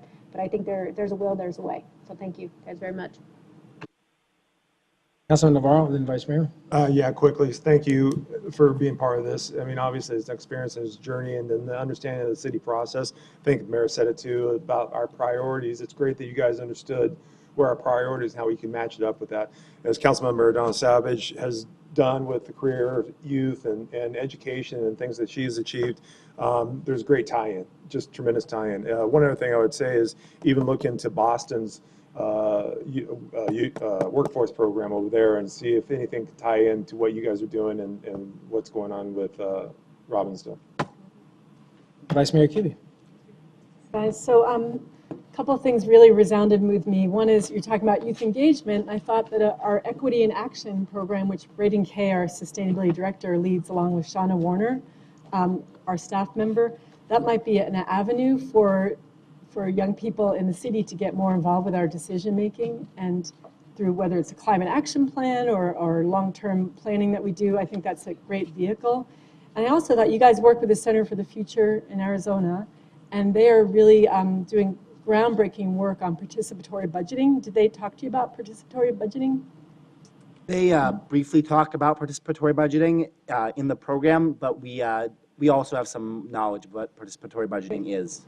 Because I know there was an extensive pilot done in the Phoenix School District, and this is a democratic process of deliberation and decision making over budget allocations. And it occurred to me that it would be a great addition to the MIAC program if we could allot a certain amount of funds, where's Ken, whatever funds we decide to the MIAC students, and over the course of the year, and maybe it's a separate meeting or maybe it's multiple meetings, or they bring their school engagement in too, whether we give them authority to decide how that funding is spent.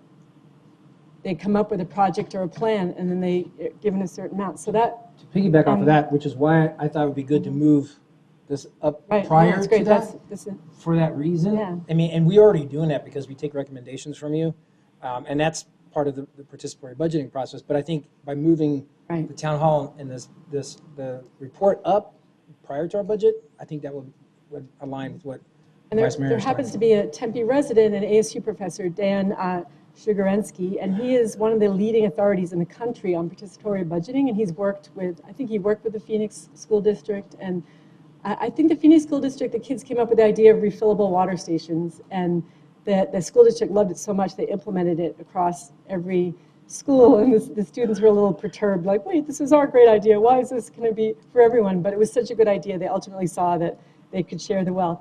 But I think there's a potential here to, the side benefit of participatory budgeting, as you probably know, is that it really engages people and gets them to see their city in a new light and decision-making in a new light and invest them more in the community. So I would love to see if we could explore that and maybe even come back in a few months and look at that potential, if that's the will of the council.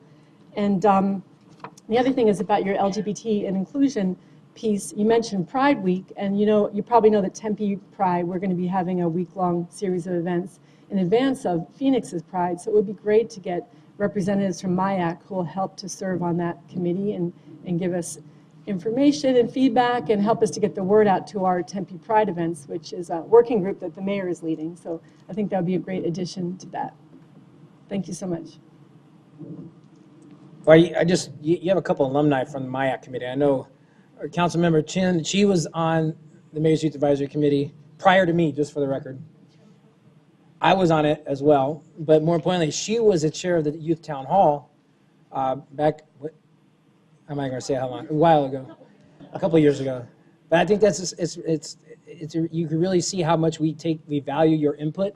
And also, if anybody doesn't have anything else, I want to congratulate Adrian. He has a new member in their family, so congratulations. Thank you. Actually, that's why I was a couple minutes late. I was just attending to a little emergency, but all is well. So with that, so congratulations. I appreciate that. And Mayor and Council, I really appreciate your feedback. In fact, we are looking to restructure some things next year to be a little more intentional with our recommendations and our asks. So I think with some strategies that we have in place for next year, we hope to come back to the council with maybe some plans laid out for our specific asks. And so one thing we recognize is that we need to understand a bit more of the city and the workings, like the budget process. What are the current resources that are available, so that MIAC can see who we can align with and work with. For example, programs like Care 7. We actually had spoken to Nikki Stevens from doing homeless outreach, and help us have a better understanding of what is going on and see how we can partner with them in those ways. So I appreciate the feedback. Hopefully next year we'll be able to. And if you guys have any suggestions to increase participants with your peers in the schools, any suggestions if we came out to a school function or something, a pep rally or something, just to say, hey, we want you to be more civically involved, we do something. So just keep us in mind if you can help work through the high school district on certain rallies and stuff as a rallying point, so that especially the government teachers at all the high schools, to say, hey, this is a good opportunity to be involved civically, to get more people out here, because sometimes we get a lot of people, sometimes we don't. But a lot of people, if you can help us, we can help you spread the word, if it makes sense. Most definitely. You made a comment about Instagram, Snapchat. So social media is where the teens are. Yeah. So we are looking at that as well. Thank you. All right. Thank you very much. All right, next item, Tempe streetcar. Mr. Iverson. Yeah. Done? Done, yeah. Do you want us to? Can you tell? Yes, I am. Have you written it yet?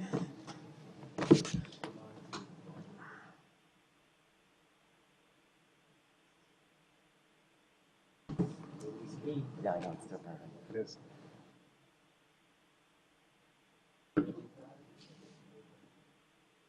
Impossible burger. What's impossible? Ready? All right. Mayor, Council, thank you. We're here to give you a quick update on the Tempe streetcar, where we're at. It's obviously a real critical time because you see track being laid in the street. So I'm Eric Iverson, Transit Manager. I'm here with Tony Blue, who's our streetcar project manager for Tempe. We do have some representatives from Valley Metro in the audience as well. So we will start by going through these slides here. We have the items that, well, actually, first we'll go through the performance measures. We have 2 performance measures that the streetcar project, as do many of our transportation projects, connect to. One is the creating a multimodal system, 20-minute city, and then also getting upping our transit satisfaction in the city, so streetcars attached to that. We do have, just to familiarize everyone that doesn't already know, we have a map of the project here. The blue line is our streetcar project. And just we want to highlight, of course, that the streetcar project connects to our oldest, most historic neighborhoods, as well as emerging redevelopment areas along the Rio Salado, and then, of course, in and around our downtown, as well as connecting to ASU.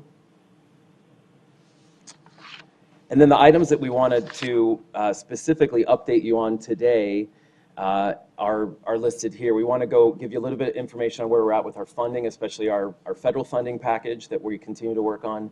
Specifics on the construction, definitely related to the downtown construction that's happening now, where we're at with the First Ash Rio intersection improvements, the roundabout, the history panels that we have mentioned to you before, but we are now advancing, and these are at all 14 stops.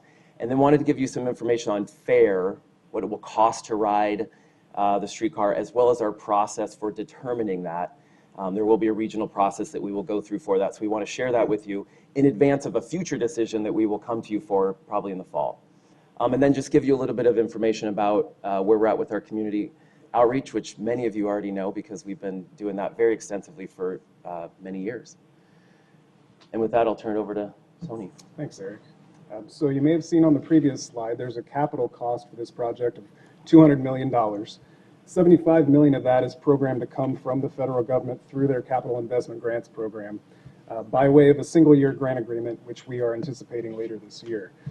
In advance of that, as you know, we've been working on the project. We've done that through what's called a letter of no prejudice. This is a limited scope of approval from the federal government that allows us to work on advancing certain scopes of the project, that being previously the purchase of our vehicles, the purchase of the rail, which you see around the alignment, and then several work packages that allowed us to start work, as you see here in this map.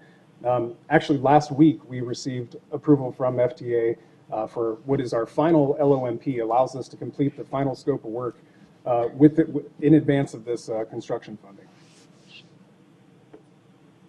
So just to kind of work backwards from that May 21 date, which is our opening date, as you know, we started with some of our early utility work in 2017 to remove those utility conflicts out of the roadway in advance of what we saw when we got the first LOMP to start construction, formal construction in our streets, which is, of course, most present is the guideway and track construction that you've seen now. We've got about 9,000 linear feet of track already in our roadways.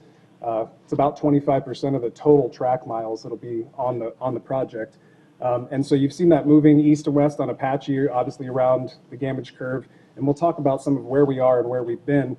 But I just want to let you know that we'll also, as we get into some of the finer, basically those last 2 orange bars, this is when we'll start seeing the arrival of our first vehicle. So around this time of year, next year, roughly April through September, is when we'll have the deliveries of our vehicles, concurrently 6 of those coming to the project. And then we'll begin to see those out on our streets for operations and systems testing.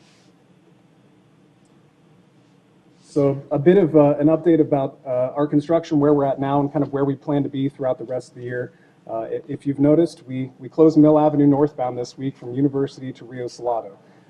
As a very difficult area of construction, putting guideway in a single direction of traffic through our downtown, we worked to consolidate that work from May 13th to August 15th. We'll be holding that date firmly.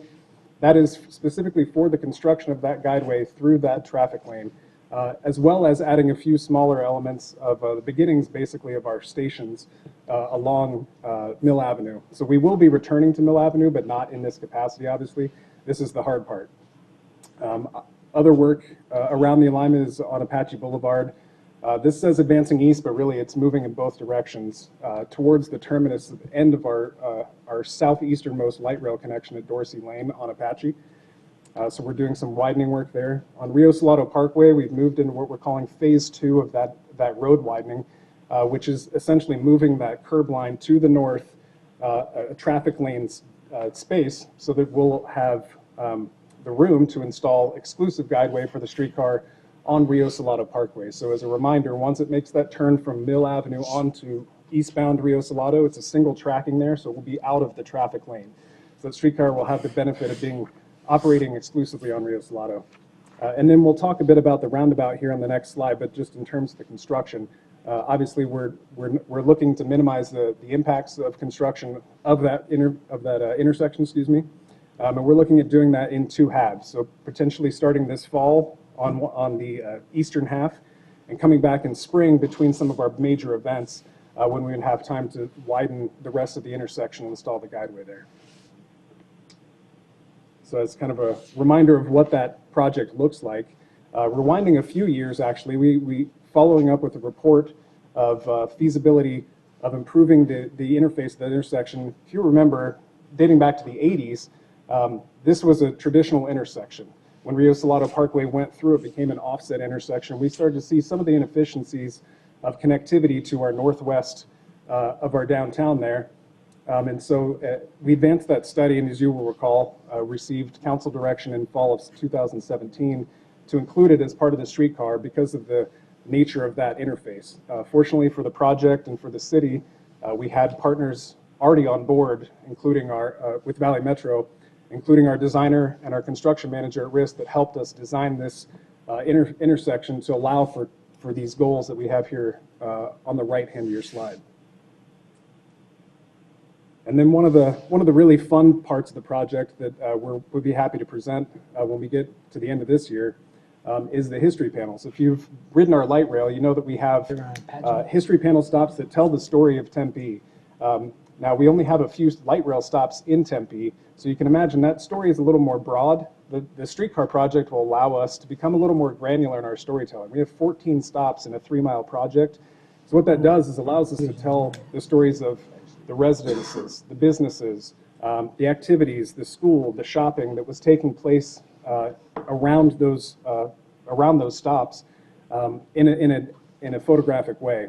Come on, the Wigwam Lodge is really nice. And that charge is really being run by the Tempe History Museum, but also, as you can see, other stakeholders who bring a lot to the table in terms of telling the story of where Tempe has been and then how we're growing forward. And we anticipate that process for the history panels, we'll have a draft of that towards the end of this year that we'll present back to you all.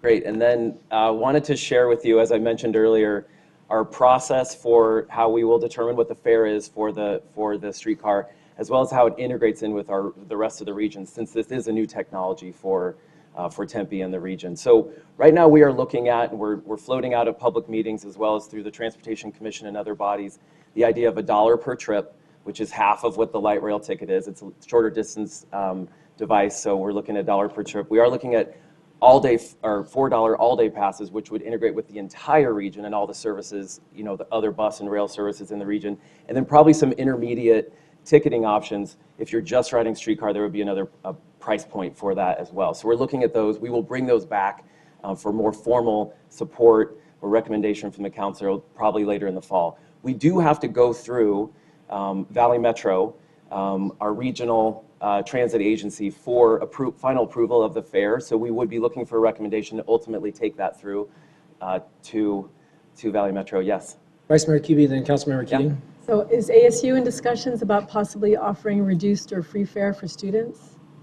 So we definitely are working really closely with ASU. We have monthly meetings with them on a variety of transportation issues, so we can certainly carry that forward. They have last semester, or fall of last year, they reduced their semester pass fee for unlimited transit. So we will, and they're looking to try and grow the usage of that fee or of that transit pass. We will definitely be coordinating with them, and we want to, as we will mention in the next slide, we want to make sure that even the ASU smart cards could possibly be integrated in with the new fare technologies that we want to bring on board. Councilmember Keating. Yeah, thank you, Mayor. I just want to make sure I understood what you just said correctly. So a $4 all-day pass will get you access to the streetcar, the light rail, and the bus system? Correct. That's fantastic. Yeah, Thank so you. that's the cost of the pass for the region today. Yeah. So we'd be looking to do that, just duplicate that. Great. Yeah. All right, so as I mentioned, we will be coming back later for a recommendation, but ultimately this will go through our Regional Fair Policy Committee as well as to the Valley Metro Board. We're looking for that action probably in the fall of this year, maybe a little bit later. So as part of ramping up to what that fair will be and how it will integrate with the region, we are also in the middle of hiring a new vendor to establish what all those technologies, how people will buy tickets, will be. So we're looking at a peer city review. We're also exploring all the other options. We want to bring in, modern, sophisticated options for how people access our transit system to make it as easy as possible. So we are introducing things like mobile ticketing on your phones. We want to integrate with our smart cards, as I mentioned, with large agencies like ASU. We'll have different ticket vending machines at the rail stations. We will have different validators on board with our transit system. So all those things will be coming forward, and they will be unveiled over the next several years, and they coincide well with the launch of Streetcar. We're looking for implementation of those technologies as well as obviously the rollout of our Streetcar in 2021. However, and I didn't mention this in the last slide, we do want to allow for some flexibility of when we start charging for the Streetcar as a way to promote Streetcar and get ridership, have like a 6-month or an extended period of time for free fare on the Streetcar, but that will coincide well with when we unveil those technologies for what that collection will be. And then finally, as you all know, we have many methodologies that we're communicating with our downtown neighbors and downtown businesses, working hand in hand with Valley Metro and DTA to promote all of our businesses while they're going through the time period of construction down here. So many of those programs you're familiar with. Some of the new ones that are coming forward are the Hard Hat Thursdays, which are business promotional. The Shop On program is still going on. And of course, we're doing weekly email information as well as the Streetcar Syncs, which are held at area establishments to give people more information about the project. That's it. Oh, I got a lot of questions. Now, Eric and I spend a lot of time together now that the mayor has appointed me to the Valley Metro Board, so thank you for that, Mayor. I really appreciate it. I've learned a lot about transportation. Yes, that's true. But first, I just want to give, kudos to our team, Tony and Eric and Mr. Moda and Amanda back there. Thank you guys so very much for what you do. I know this has been, with the Streetcar, it's a little stressful for people, I think, right now, knowing that, Mills closed north, but I think once it's done, people really appreciate the opportunity and just another great piece of the system. And one thing I just want to say, too, is one thing that you mentioned in here, Eric, which I think is really important, I think the council needs to pay attention to this, is when we talked about the new fare collection system, that is really, really important to Valley Metro and the way that we are doing things, because one of the things that we've had a lot of challenges with is our reduced fare sales. So if people don't know, we lose about $1 million a year, just the city of Tempe, based on the way the reduced fare sales are happening. So I think as we roll out this new technology, it's just going to be really important that we stay on top of it and make sure that it's the best that we can have and that it will evolve as the years go by, because it's not going to be cheap. It's obviously very expensive, but it's something that's a definite must. So one of those things that we need to do. And you talked about some of the outreach things and things that are happening. And I just want to say thank you to the Vice Mayor for attending our Driving for Books today over at Holdeman Elementary School. So if you don't know, that Valley Metro gives away like 7,000 books a year to elementary. So they gave a book to every student that was at Holdeman Elementary School today. So unfortunately, I couldn't be there because I had a Valley Metro board meeting that started at 9:30 now. We start really early. So anyway, thank you, Vice Mayor, for being there, and I really do appreciate it. And again, just thank you to Eric and Marge and Sam. He's not here, but they've been really helpful and instrumental about my knowledge and some of the things that I'm able to do and participate in with Valley Metro. So thank you for that. I really appreciate it. Anybody else? Great, thank you. I know, what the hell is going on over here? All right. Next, cooperative purchasing update.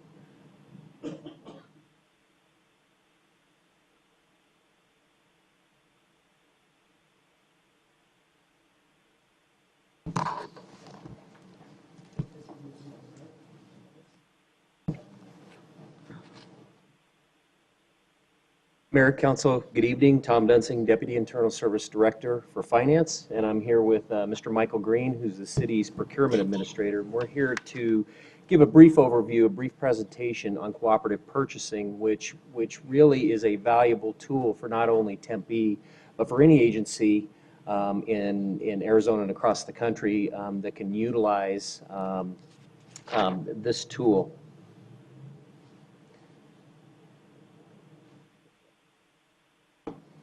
Sorry about that. Cooperative purchasing aligns with the council priority of strong community connections, specifically the performance measure of annually to apply for and receive the National Procurement Institute's Achievement in Excellence in Procurement. That's a lot of words.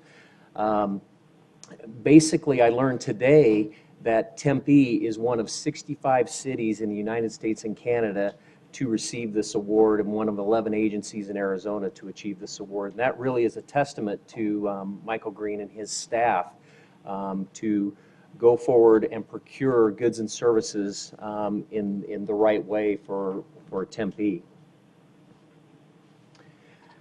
The next council priority cooperative purchasing aligns with is financial stability and vitality, specifically the performance measure of a 76% spend rate on goods and services competitively or received through competitively generated contracts. And Mr. Green's got a slide that will touch this particular performance measure.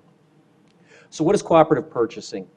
The city code defines cooperative purchasing as a procurement conducted by, on, or behalf of more than one eligible public procurement agency. And what this means, very simply, is that you could have a public agency take the lead on a procurement process, and other agencies are allowed to utilize that contract. Similarly, Tempe is allowed to utilize other agency contracts that have been competitively procured if there's a cooperative clause within that agreement. Again, it's a very valuable tool that is gaining more and more acceptance throughout Arizona and really throughout the United States. So why do we do it? What are the benefits? The primary benefit of cooperative purchasing is lower pricing. Goods and services typically procured under a cooperative agreement are those goods and services that can be utilized by multiple agencies. A good example is banking services. All agencies have banking services, and it's very common for Tempe to bid on banking services, other agencies to co-op off our contract, or vice versa. It does also have the benefit of quicker acquisition time. A typical request for proposal can take anywhere from 2 to 4 months, whereas a cooperative purchasing contract can get before council in a matter of a few weeks. There is a larger pool of suppliers. When we go out and we issue proposals with cooperative language, what that does is tell the market that other agencies can co-op off our contract, and so generally that gets better pricing. So again, to achieve the goal of low pricing. And finally, one of the things that question comes up a lot is does it follow our procurement rules? And the very simple answer is yes, it does. And that's part of the procurement staff, that's part of their role, is determine if we are going to utilize another contract, did it follow City of Tempe, city code, and policy. So real quick, what are the mechanisms for cooperative purchasing? It's really categorized in two, and the public entity cooperative is basically just government agencies coming together. We utilize typically a SAVE consortium, and what that is it's an intergovernmental agreement between agencies within Arizona that agree to not only go out and bid with cooperative language, but we can utilize another agency's contract if they have cooperative language in that, and that's called the SAVE statewide cooperative. The next one we can utilize is the state of Arizona, and basically what happens on this cooperative is the state of Arizona will go out and bid. Typically they're huge, they can bid in bulk, and they have language that we can co-op off of their bid in order to garner savings. Cooperative purchasing. Hang on one second. Vice Mayor Cuvey. Sorry, quick question. So the city of Phoenix engages in cooperative purchasing on behalf of East Valley cities, especially with lights, LED lights and such. So which category does that fall into? And is it its own kind of category? Mayor, members of council, that is under the Save Cooperative. And then the other way, other than public entities, is there are organizations out there, independent organizations, primarily nonprofits, that will do the procurement process on government agencies' behalf. A good example of that is the Mojave Cooperative, which council may be familiar with, and there is an extensive list of nonprofits set up to do this.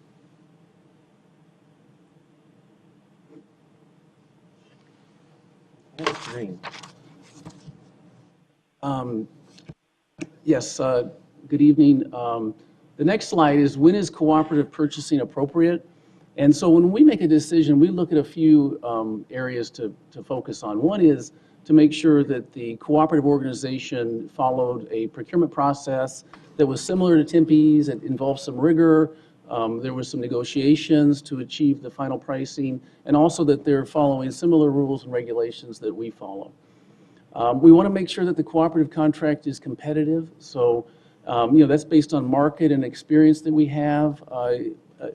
Theoretically, when a cooperative organization puts out a contract, they should be able to generate some significant savings because they're pooling the resources of a lot of different public entities. But we do check that to make sure that is the case, because sometimes it's not, and sometimes Tempe can generate a more competitive contract by going direct. And we also want to make sure that we have an agreement in place with that cooperative organization.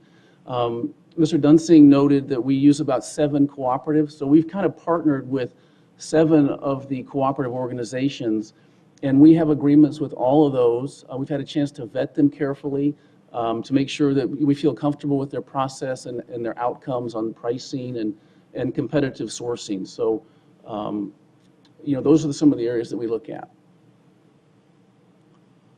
And we wanted to be able to show a little better with regards to the percent of the actual number of contracts. And I apologize, our slide's a little off there as far as the numbers.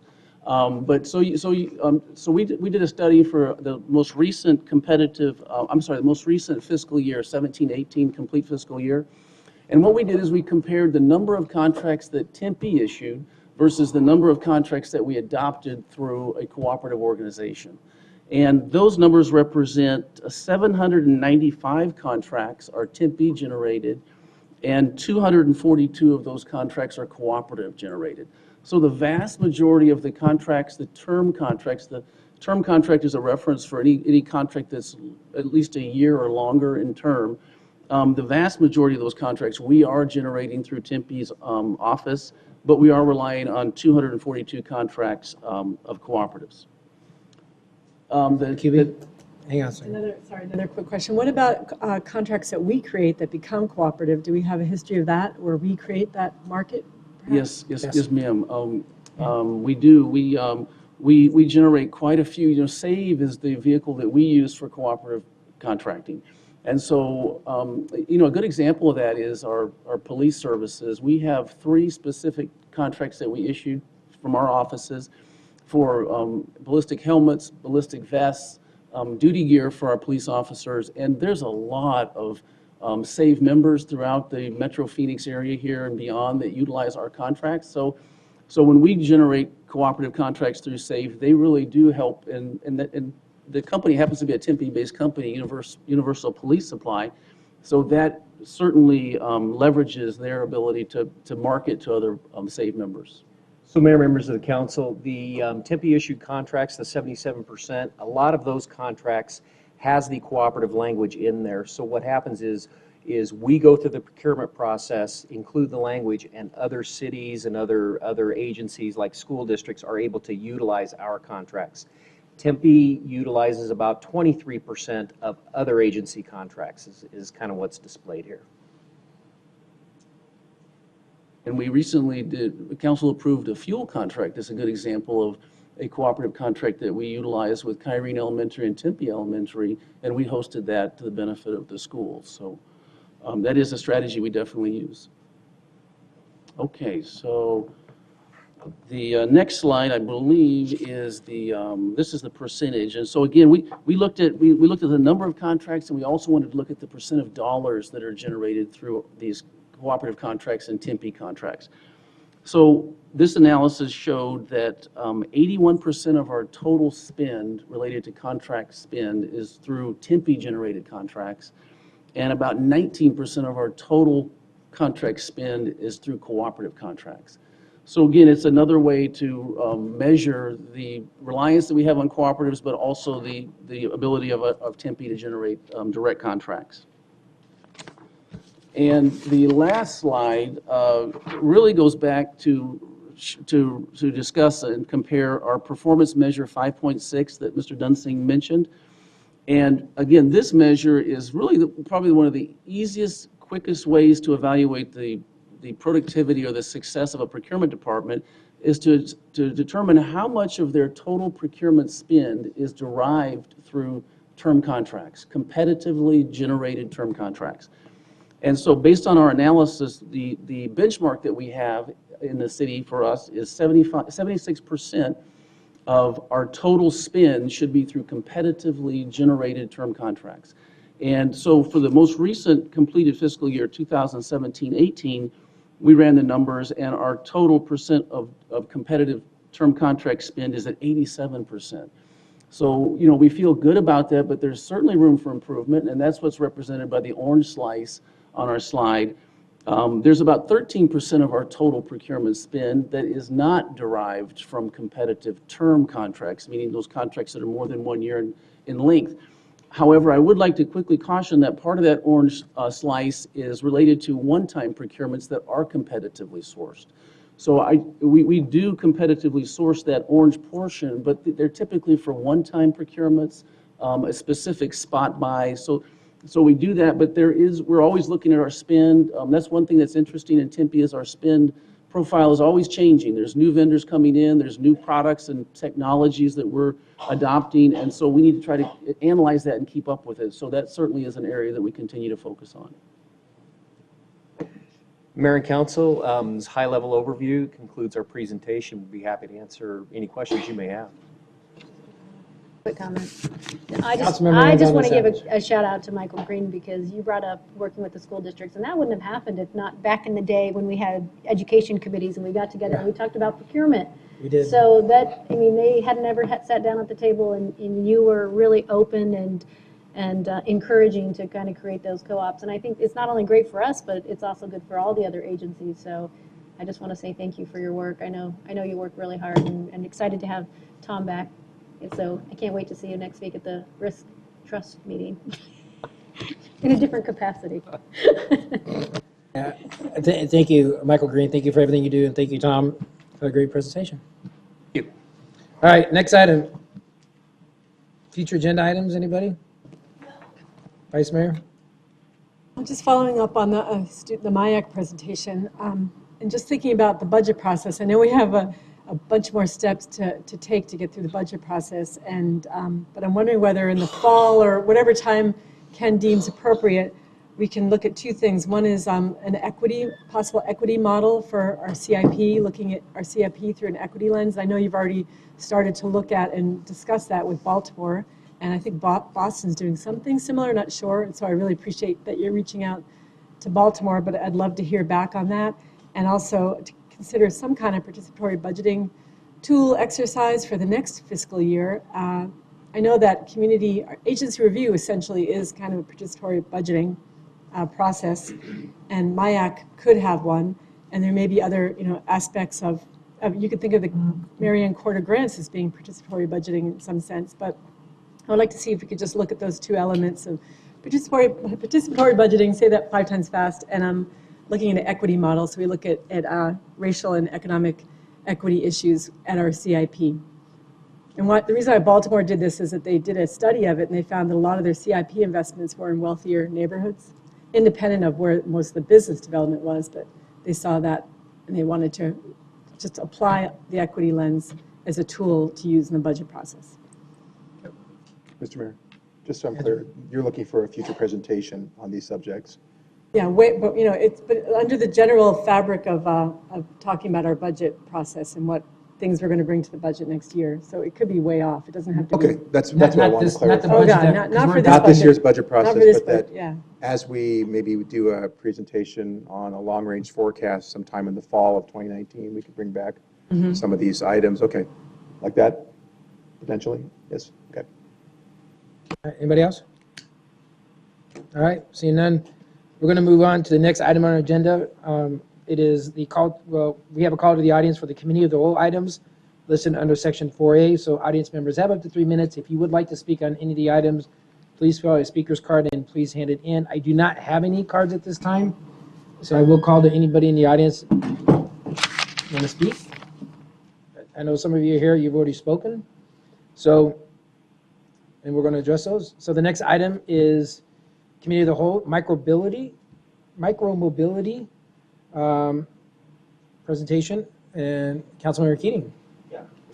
Thank you very much, Mayor. I know Shelley and Brianna are come up and present. I just wanted to speak to the group and how we got here. And I know yourself and Councilmember Navarro were on this group with me, and it started over a year ago as a response to the dockless bikes, and then they were gone, and then the scooters came, and you know, in addition to just trying to create a safer environment for multimodal transportation. So we really have approached this in two phases. One was to kind of get the scooters under control, which we did through the you know, the permitting and that process, and then another one would be to, you know, try to make them safer for our residents. And then once we have that done, because some people did speak to bicycle issues, we'd come back and revisit bikes. So this was a very robust working group. It's probably the you know, the longest and most sausage making of a process that I've had on this council. There were so many times when we thought something was decided, then we got new information, we came back, and or the scooter companies couldn't do this or they could do that. And, you know, we had just all kind, it was hard to get meetings scheduled because we had so many stakeholders, more than I've ever had in a working group. You know, ASU was part of it, the Transportation Commission, the Disability Commission, the scooter vendors, Tempe Police, members of staff, and I know members of the working group had conversations with members of the Tempe Bike Action Group and the Coalition for AZ Biking. So it was really kind of a long and deliberate process of what we came back with, and staff was absolutely fantastic on this, and it was way more involved and convoluted than you would imagine it would be. So, and I know that you were there, and so was Councilmember Navarro, so I don't have to tell you two that, but for the rest of our colleagues, this was a much more complicated thing than we had anticipated when we first took a look at it, and staff did a tremendous job, especially Shelley during the public meeting where she got some tough questions. It was a tough room, but she did a fantastic job, as did Brianne. So I'll let them walk you through what we're proposing, but I think ultimately, you know, we've come to we've come to a good place where, you know, we're looking out for the safety of our residents, whereas that is our number one priority, but we're also doing it in a way that is reasonable and enforceable and achievable.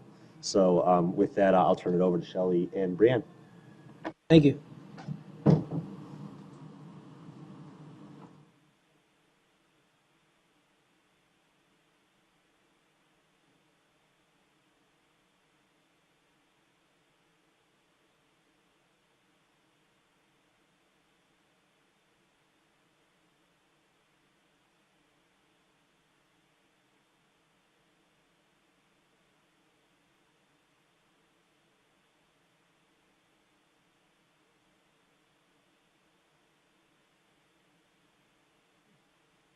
You don't have it?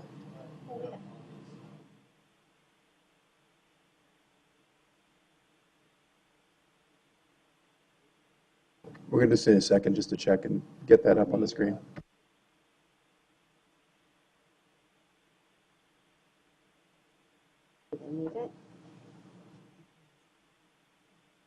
That's all right. That's my old teacher. We're just going to need a minute just to retrieve that and make sure it's up for the screen. Please have it.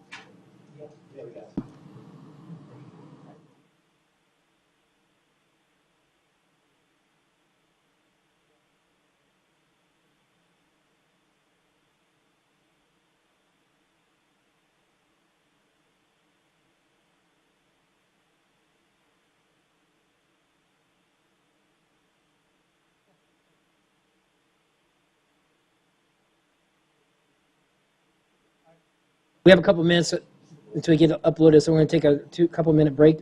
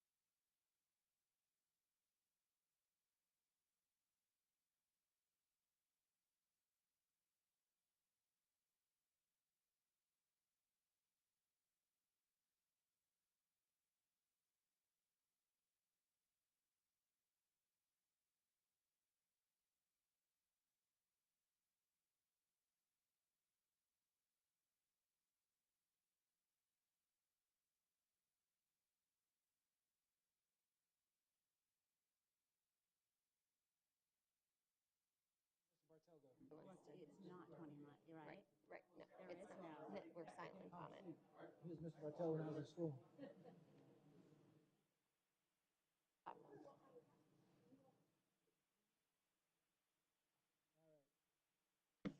Sorry for the little delay. We're going to go ahead and reconvene the meeting and hand it back over to Shelley and to Brianne. Oh, good. And Mr. Bartel's back. All right. Gotta put your pants on.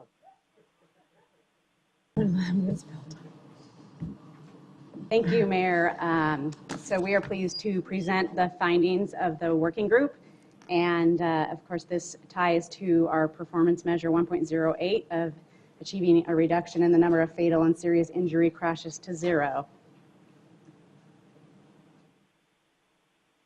So as we were forming the working group and discussing the different pieces of our ordinance, we recognized that there were 2 chapters that actually had information and requirements related to many different types of vehicles. So the working group is proposing that we actually eliminate Chapter 7, which addresses bicycles and light motorized vehicles from the code, and then we combine that into Chapter 19 and revise Chapter 19 to address motor vehicles, which currently addresses motor vehicles and traffic, and make it motor vehicles and multimodal traffic. We also, with recognition of the scooters appearing along with the bicycles, we've introduced 2 new definitions to the ordinance. The first is human-powered vehicles. I'm not going to read that, but basically if it's human-powered, then it would fall under this, such as bicycles, roller skates, skateboards, and scooters without motors. And then non-human-powered vehicles, which would have motorized skateboards, the electric scooters, which much of the discussion was surrounding, and then light motorized vehicles. So we thought it would be helpful to go over the different devices and discuss with you the different requirements that are in the ordinance, and more specifically, those that we're proposing to change. So you'll note that those with an asterisk by them are actually within the existing ordinance. Some of those will be moved from Chapter 7 to 19, but we are not changing the language. And those that are highlighted in yellow are actually where we are proposing to make changes. So for bicycles, as some of the community spoke about, the working group did propose that bicycles would only be allowed on sidewalks where there are no bike lanes and where the speed limit is greater than 25 miles an hour. And this is throughout the city. Some of the other requirements that already exist is that if you're riding a bicycle, you must ride with the flow of traffic, whether you're on the sidewalk or in the roadway.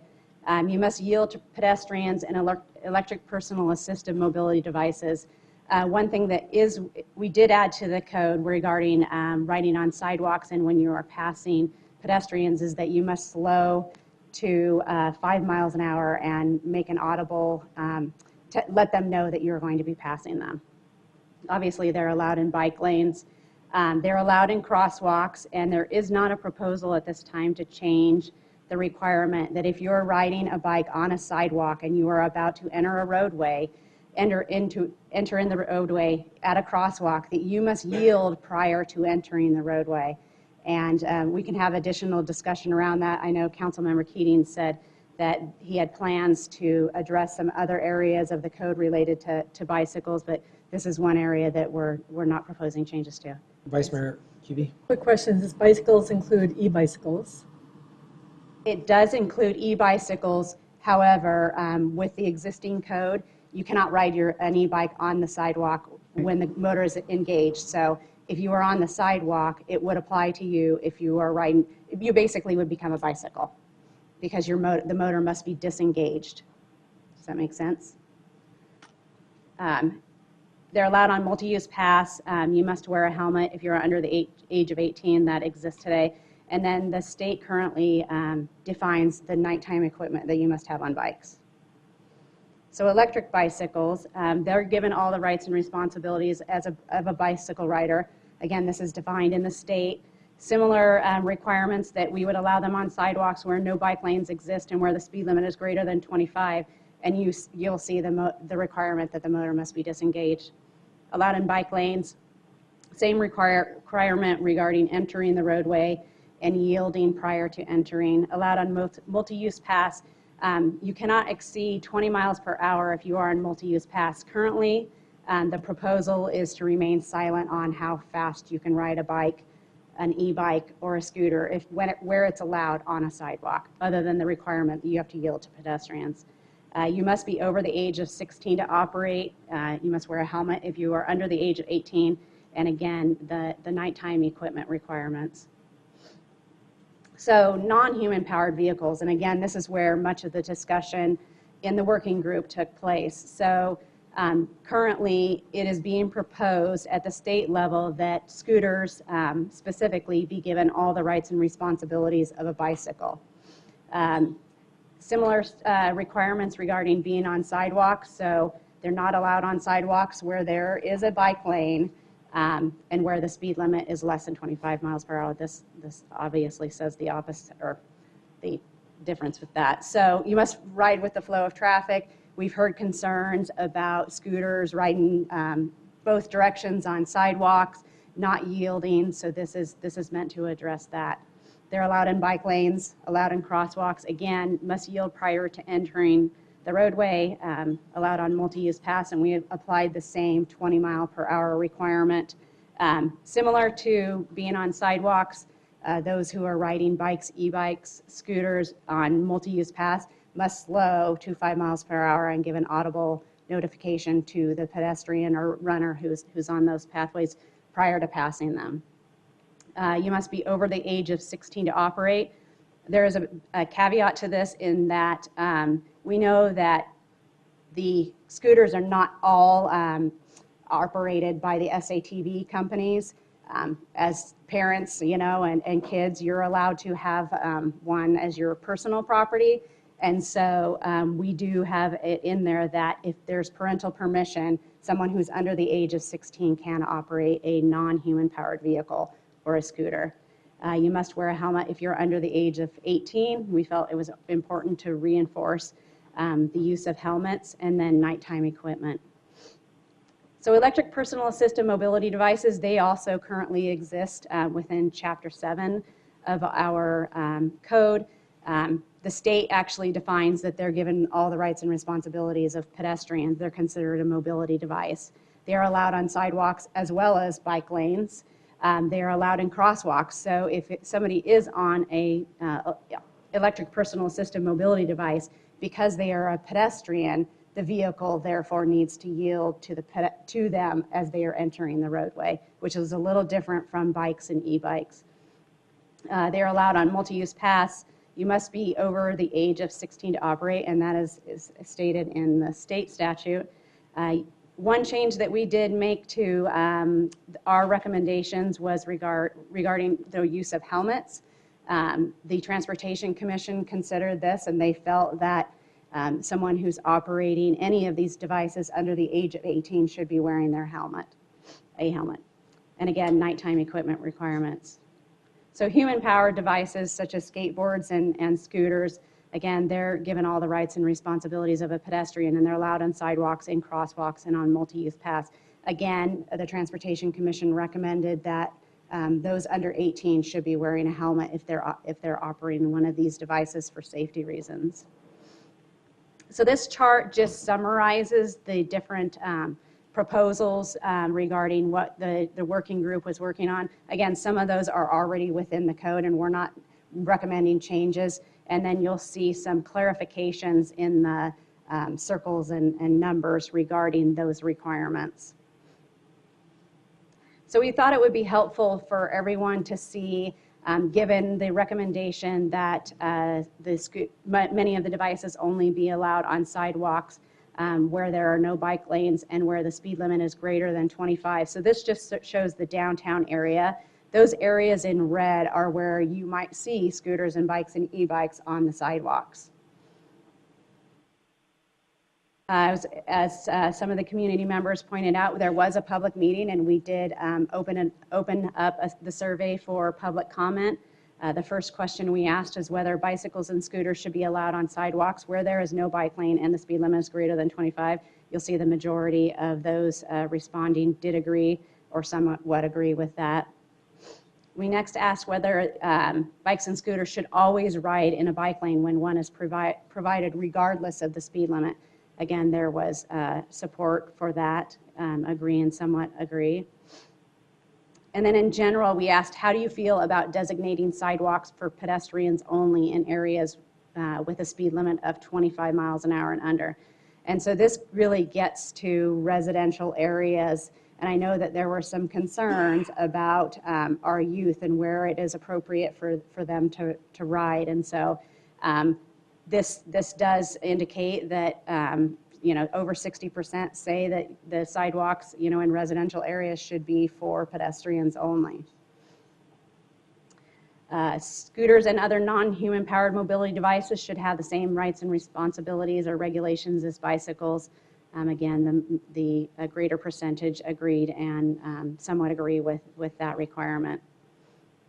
So the process that we went through was the Tempe Forum was activated for public comment between April 3rd and April 21st. The prior slides showed you the results of that. We did go to the Transportation Commission on April 9th, and that's where they made their recommendations, and the working group considered those. And then there was a public meeting on April 10th. We returned to the Transportation Commission this week because they wanted to hear what the working group might have changed with regard to the requirements from their April 9th meeting. And then, of course, tonight we're here with you. Based on the feedback that we received from the council, we proposed that we would come back with the ordinance changes on June 6th for a first public hearing. Second public hearing would be June 27th. And then, of course, because there are changes to these requirements, it is going to be critical that we really put together a strong educational campaign, coordinate with ASU and the licensed SATV companies over the summer. We've discussed with ASU ways to coordinate and have students actually either watch a video or some form of communication, whether it be in a class. I think it's the ASU Experience class, perhaps, that they could have an introductory course and learn where and how the appropriate places for them to be ridden. And that concludes our presentation. If you have any questions, we'd be happy to answer them. Great. Yes, Vice Mayor Cubey. So from what I understand, the scooter companies can reduce the speed limit when in a certain geographical area. So it's possible that they can reduce the speed limit, say, on Rural Road. Go ahead. Excuse me. I was sick, as you Not know. the speed limit, but that they could just reduce the speed of the scooter. Well, the two scooter companies that we have operating in Tempe right now both have a maximum speed limit of 15 miles an hour. Mm-hmm. And only one of them has the capability of throttling that based on geography. So they're not going to do it if the other guys aren't going to do it. So essentially, we don't have that capability, unfortunately. But the maximum speed limit for both Bird and Razor is 15 miles an hour. What's the company that does have the capability of limiting? Bird? Yeah. Mm-hmm. Well, why can't we consider making that a requirement? That's 15 miles an hour? No, that they're able to have the geographic limitations and slow down. I mean, I know they're working on it, and this is definitely something that we're going to continue to look at as kind of the situation evolves. But as of right now, that would have been more in the licensing agreements than it would be in the safety agreements, because they have paid to be here, and they are paying to be here at this point. Mm-hmm. I just have real concerns about I'm thinking particularly Rural Road and areas where the sidewalks, where there'd have to be riding on the sidewalks. And even 15 miles an hour on a sidewalk could be pretty hazardous. And there aren't that many areas, and it could be, if it could be shut off or the speed limited, I just think that's the best practice. And I don't know how to get that instituted, but I wonder if anyone else has that concern. There's not much room to slow them down. ASU studied these, and they're a part of our stakeholder group, and they found that they become unstable under 12 miles an hour, that they are no longer able to balance because they had to be moving. It's like kind of riding a bike real slow, you kind of do this thing. And I mean, and actually I was at the transportation meeting, and a bicyclist, Ryan Guzzi, who's on the commission, was expressing a concern that if you were on a scooter and you had to avoid a car, you had to speed up suddenly to do that, you wouldn't have that capability. And that was actually a complicating factor I hadn't thought of. But even going from 15 to 12 would be helpful. 3 miles an hour might make the difference between someone's being injured grievously and someone being injured. Well, maybe, but unfortunately, we don't have the capability to do that at this time. Mm-hmm. Councilman Navarro? I was just going to say the other factor of that, if you're talking about the companies themselves, Right. personal vehicles also are actually faster than that. They can go up to some 20, 25 miles an hour. So we're putting a speed, especially in the downtown area. I thought we believe in that we have a speed reduction of 15 in the downtown area. The complicating thing is with that though is obviously you need PD out there with a camera to actually enforce that. Yeah. So what we try to do is we know that that's what we're asking, that's what we're going to educate people on, that's what we're going to be doing over a course of a month or two when we roll this out. Obviously, there's going to be a learning curve on that and trying to get people educated. The biggest thing is too, along with just, not just the speed, but it's actually just riding the scooters in the same etiquette as being a bike rider, riding with the flow of traffic on in a bike lane if bike lane is provided. So those factors that where people are just kind of running them everywhere, that's been one of the biggest risks out there is the fact that no one's seeing them because they're not riding in the flow of traffic. Right. Well, what if the private scooter owners, can't we limit the miles to 15 miles per hour for the private ones and set that limit universally? Well, here's the thing, how would we enforce that? Are we going to have How do we PD out enforce there? any of it? Well, because they only go 15 miles an hour, right? Is PD Right. going to be out, and this is the conversation we had with PD, they're not going to be out there with a radar gun pulling kids Right, over right. that are going too fast. Wouldn't it be easier to have one speed limit for private and someone renting a scooter or someone who owns a scooter using it? So it's not, because Again, I mean, I don't see how that's enforced. Like, I just don't understand how we would. Well, I mean, I don't see how the bike helmet thing is enforced for those under 18. And I've never seen a scooter operator with a bike helmet. I mean, with a helmet at all. I mean, that's anecdotal, I realize. And I hate when people bring anecdotal evidence, but it's pretty rare to see a helmet on anyone. So we have to enforce that. Again, I don't think PD is going to spend too much time ticketing folks. Go ahead, Maria. A lot of the conversation that took place in the working group meeting in regards to enforcement was what is going to be the priority. And we have a statement in the proposed code that talks about hazardous behavior and unsafe behavior.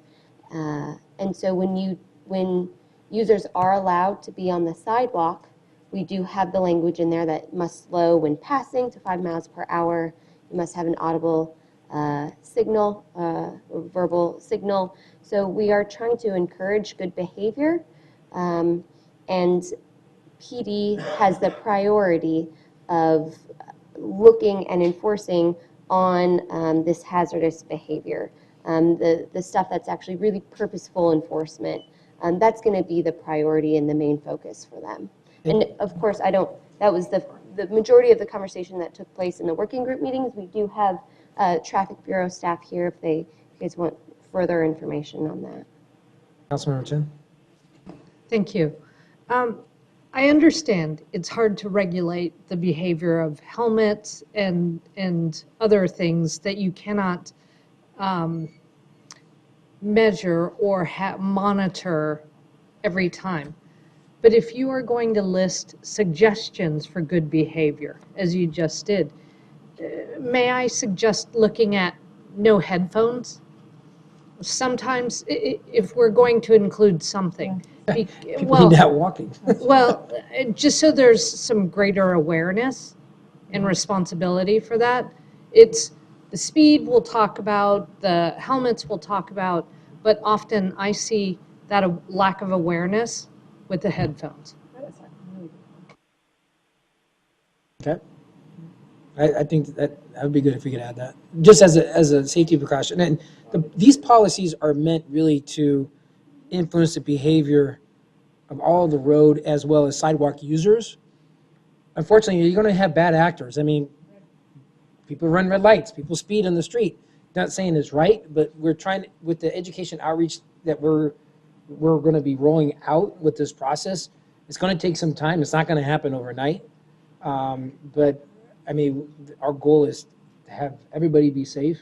I mean, we're truly a multimodal community, and the policies that were being suggested are really, in a sense, to help influence the behavior, and I'm fine if we can add that, if you guys are fine with the headphones. Because, I mean, you see people walking through fountains, you see people walking through poles, and they're not paying attention, texting too. No texting either. I don't know if that matters. No texting while scooting, first of all. But I think, I think the headphones idea is fantastic because that's a big concern. You want to be able to hear cars or other scooters or bicyclists or airplane, I don't know, someone coming up on you. I think that's a great addition to that. Absolutely. Thank you, Councilmember Chin. The, anything else? The only thing I think, we had Mr. Bartel here, and he asked 3 questions about kids. Can we address how we came about with the kids with the helmets? Or the kids allowed to ride scooters younger than 18, but I think is there a state statute with that? Was that just what we came up with as a committee? And then the 20 mile per hour speed limit on the sidewalk, I think that was addressed because the scooters don't go faster than 15. And then how are we, the big question is, first I want to thank Jim Peterson, Tim Bolson for all your help in our committee. It was very helpful to have Jim Peterson and Tim from our police department. But can we address how we're going to enforce as much as we can? Because I know it's going to be hard, but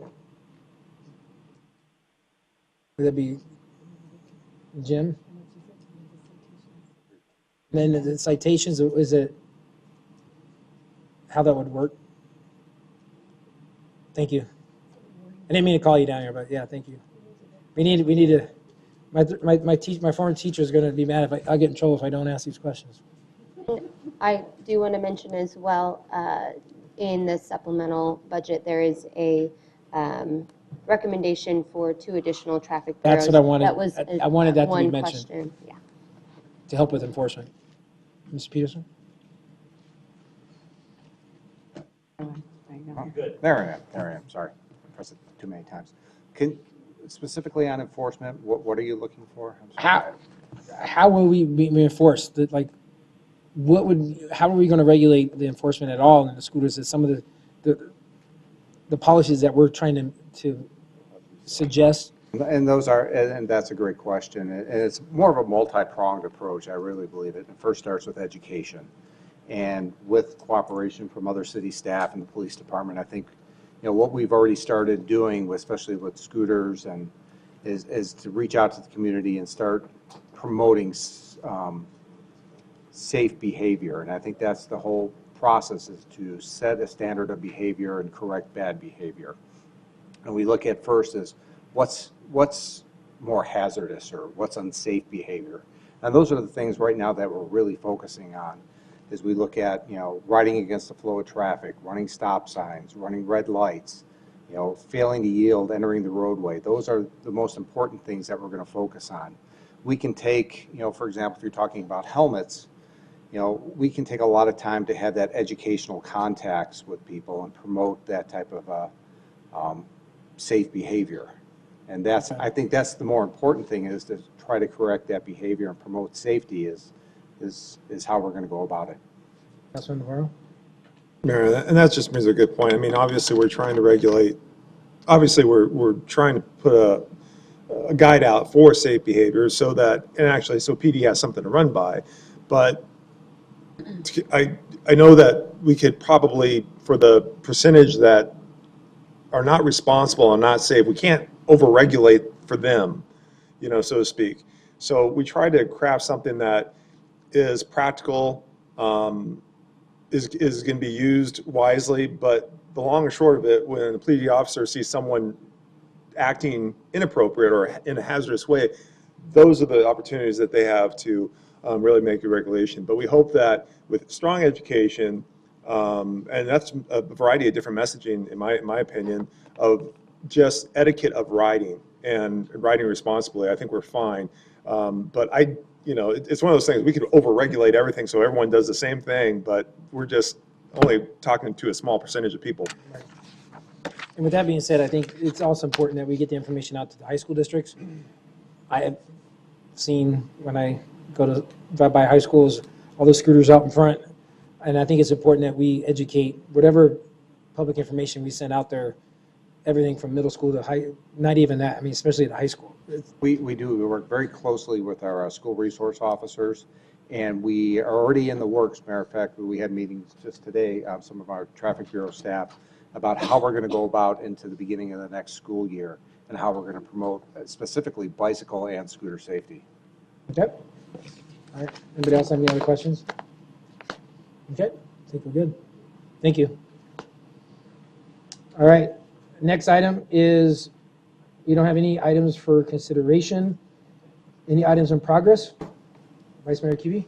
I'll do a couple of updates. One is the Animal Welfare Working Group, and Councilmember Keating and Adams serve on that group with me, and we had last explored tethering laws and passed a tethering ordinance about a year ago, and we started to expand our group to look at feral cat issues, TNR services, because the Arizona Defense League was no longer providing TNR services in Tempe. And we started looking at animal hoarding laws and a barking dog ordinance. We met to prioritize all of those issues, and we decided to move forward with taking our barking dog ordinance, which was at the leadership of Councilmember Keating. Thank you so much. And we're seeking to get advice from the Neighborhood Advisory Commission on our barking dog ordinance, which is to make it simpler, not as burdensome for people experiencing barking dogs to get action in their neighborhood. And we're also working with the Animal Defense League of Arizona and Lost Our Home Foundation, the Tempe Foundation, to explore a mobile TNR program.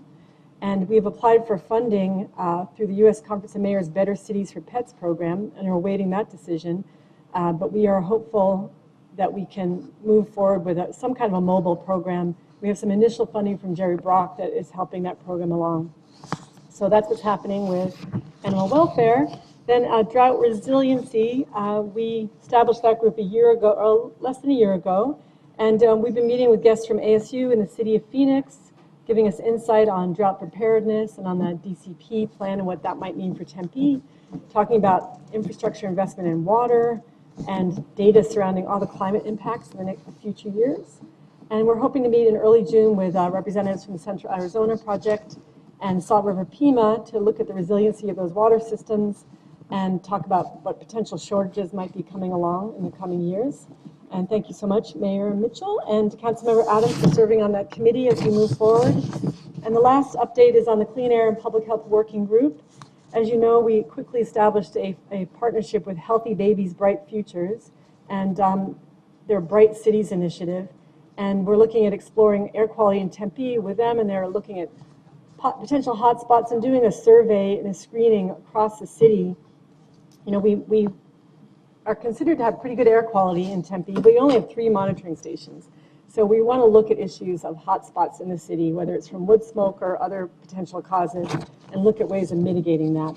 And the Healthy Babies, Bright Futures initiative, really interesting. And it's Braden here, Sustainability Director Braden Kay has been working on a grant with ASU, which might bring us a possible project working in city parks connected to schools, and see if we can find ways to mitigate air pollution and toxic exposure for young children at parks and at schools. And we're going to maybe focus on a playground and look at some possible landscape barriers. And we're going to come back to you with details about that in the future. But we wanted to know if we're actively working on these issues and hoping to report back in a more fulsome way in a future meeting. Thank you. All right, thank you. Anybody else? Seeing none, Mr. Manager, do you have any announcements? Nothing tonight. Thank you, Mayor. I only have one. We have pickleball grand opening at the Tempe Sports Complex tomorrow night at 5:30. Hope everyone can make it out. It should be kind of interesting. Game on. There's some challenges I think that have been thrown down amongst council members.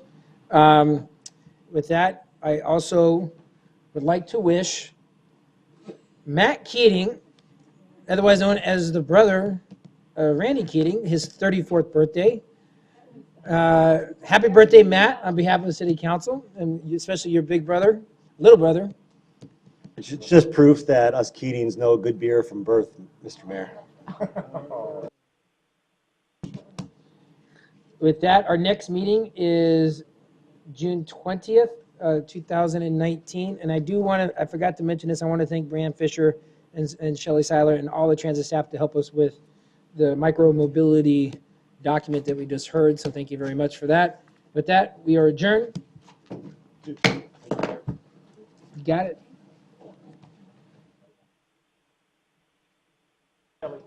Shelley.